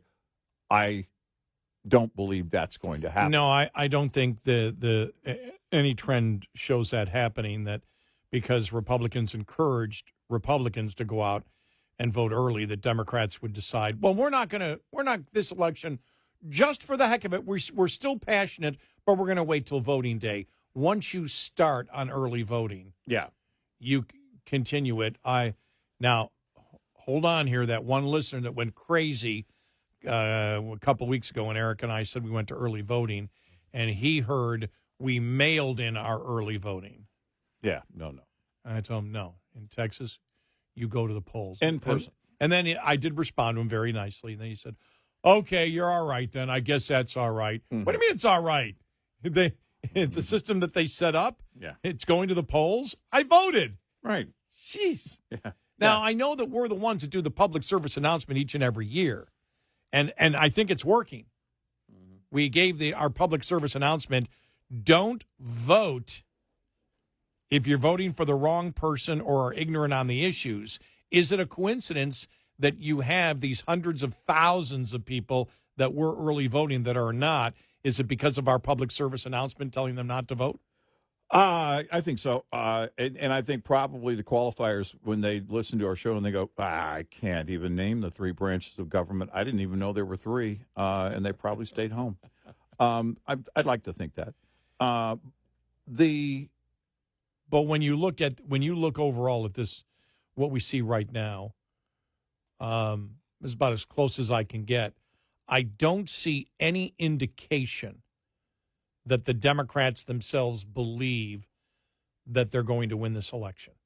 I don't see that at all from anyone. A strong indicator on the Democrat side is Harris's campaign in Pennsylvania. When we looked at those numbers that you brought from Pennsylvania, and that's one of the areas in these urban areas, these metro areas, where it's a huge drop in the early voter turnout, which means the Republicans fare better in that situation given the makeup of those major metro areas. Then you couple that with the Harris campaign doing a massive door-to-door literally door-to-door campaign in Pennsylvania. It shows you that they understand something we've been talking about. You know, we've talked about to no end, really, that if you're not going to, if they're back when Joe was in, if they were concerned about voter apathy, which is really why they wanted him out, look, voter apathy is going to kill us in the down ballot. You know, Nancy made the call. I guarantee you Chuck was probably sitting right next to her when she made the call, Schumer, because they're worried, because they didn't believe he was going to win. And then right about the convention, I started noticing it's the way there's so many tells. You know, Nate Silver is a pretty decent poker player. He's in the World Series of Poker multiple times. And so you learn these tells in poker. Poker face, if you have a good poker face, you can win. I don't even know what that means anymore. But politically, there are tells in how people behave. And the surrogates, the liberal activist media, and all of them were behaving in ways that showed me, it told me they were also worried about voter apathy with her fairly early on. The convention was a charade. She didn't show up to the convention. Someone was making the point that she had to really, really over-prepare for the town hall thing at CNN. And it wasn't even a debate. Trump wasn't even there. And so when you look at all of these things, it tells you that they were very worried. We knew they were worried. We knew they were worried back in December, early December of 2019, when she dropped out of the 2020 primary because she had no money and no support. She was picked by Biden. She didn't get one vote to get here. And it shouldn't shock anybody that voter apathy is quite possibly the death knell here.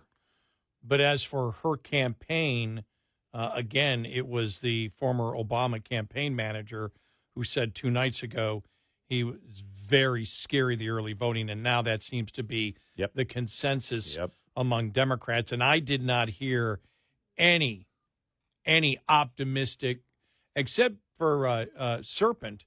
Serpent came out and said, Harris winning a landslide because Trump's a blankety, blankety, blank. It wasn't exactly any type of, technical election data that he was looking at. Nope. He was just cursing out Trump. Yep. But besides that, I didn't see any type of optimism at all. No. None. No. When it came to anybody in the Harris campaign. Let me quickly go here to... And I've been saying all along, I've repeated it if you listen to this show for, in fact, just over this past year, or over the past 6 months, that they are greatly concerned. Everybody on the left appears to be greatly concerned about voter apathy, the lack of energy, both when Biden was in and then after she got in, and it continues still today. And now we're seeing the results in early voting and this huge drop in early voting since 2020. Which makes me, if that ends up being the case here, then you have to go look at the polls that they did that said, oh, no, excitement from Democrats is through the roof.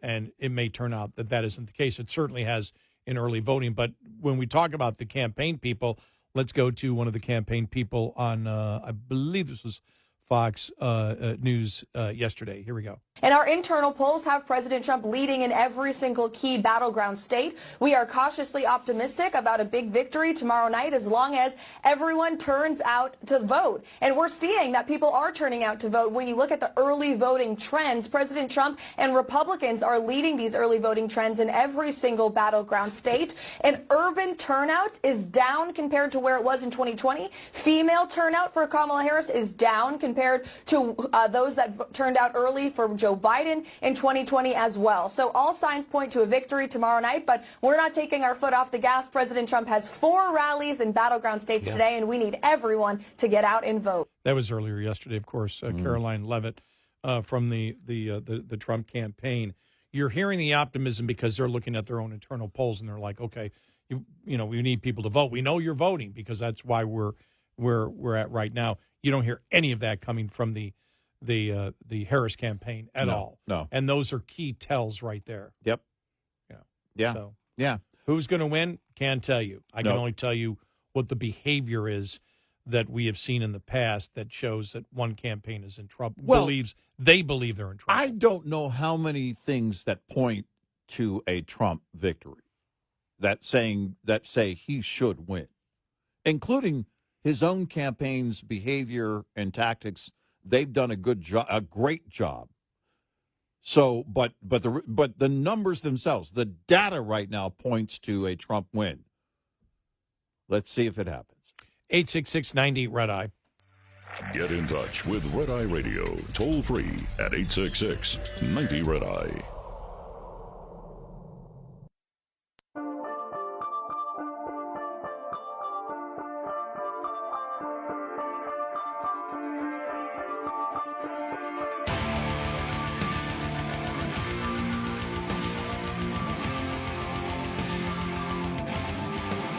It's Red Eye Radio. He is Eric Harley, and I'm Gary McNamara. Coming up, Joe Rogan endorses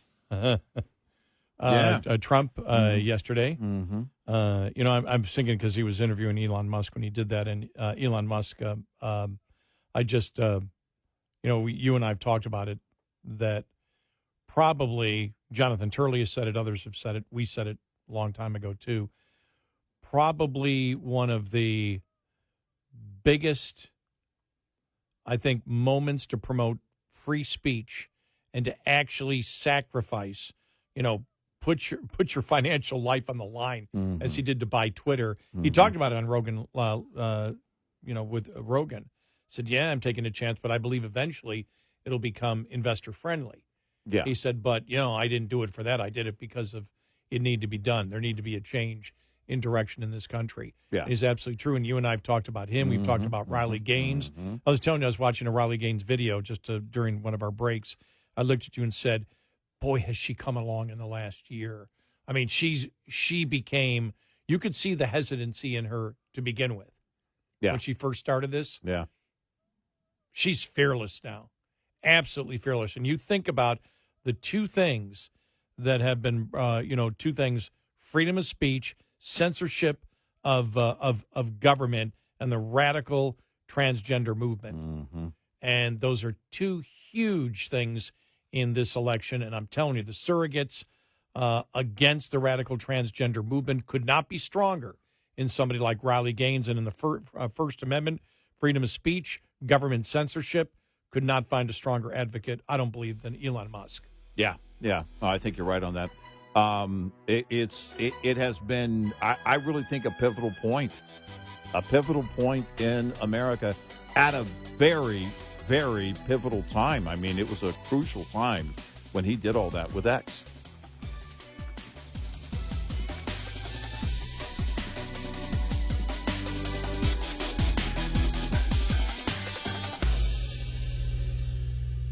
This is Red Eye Radio on Westwood One.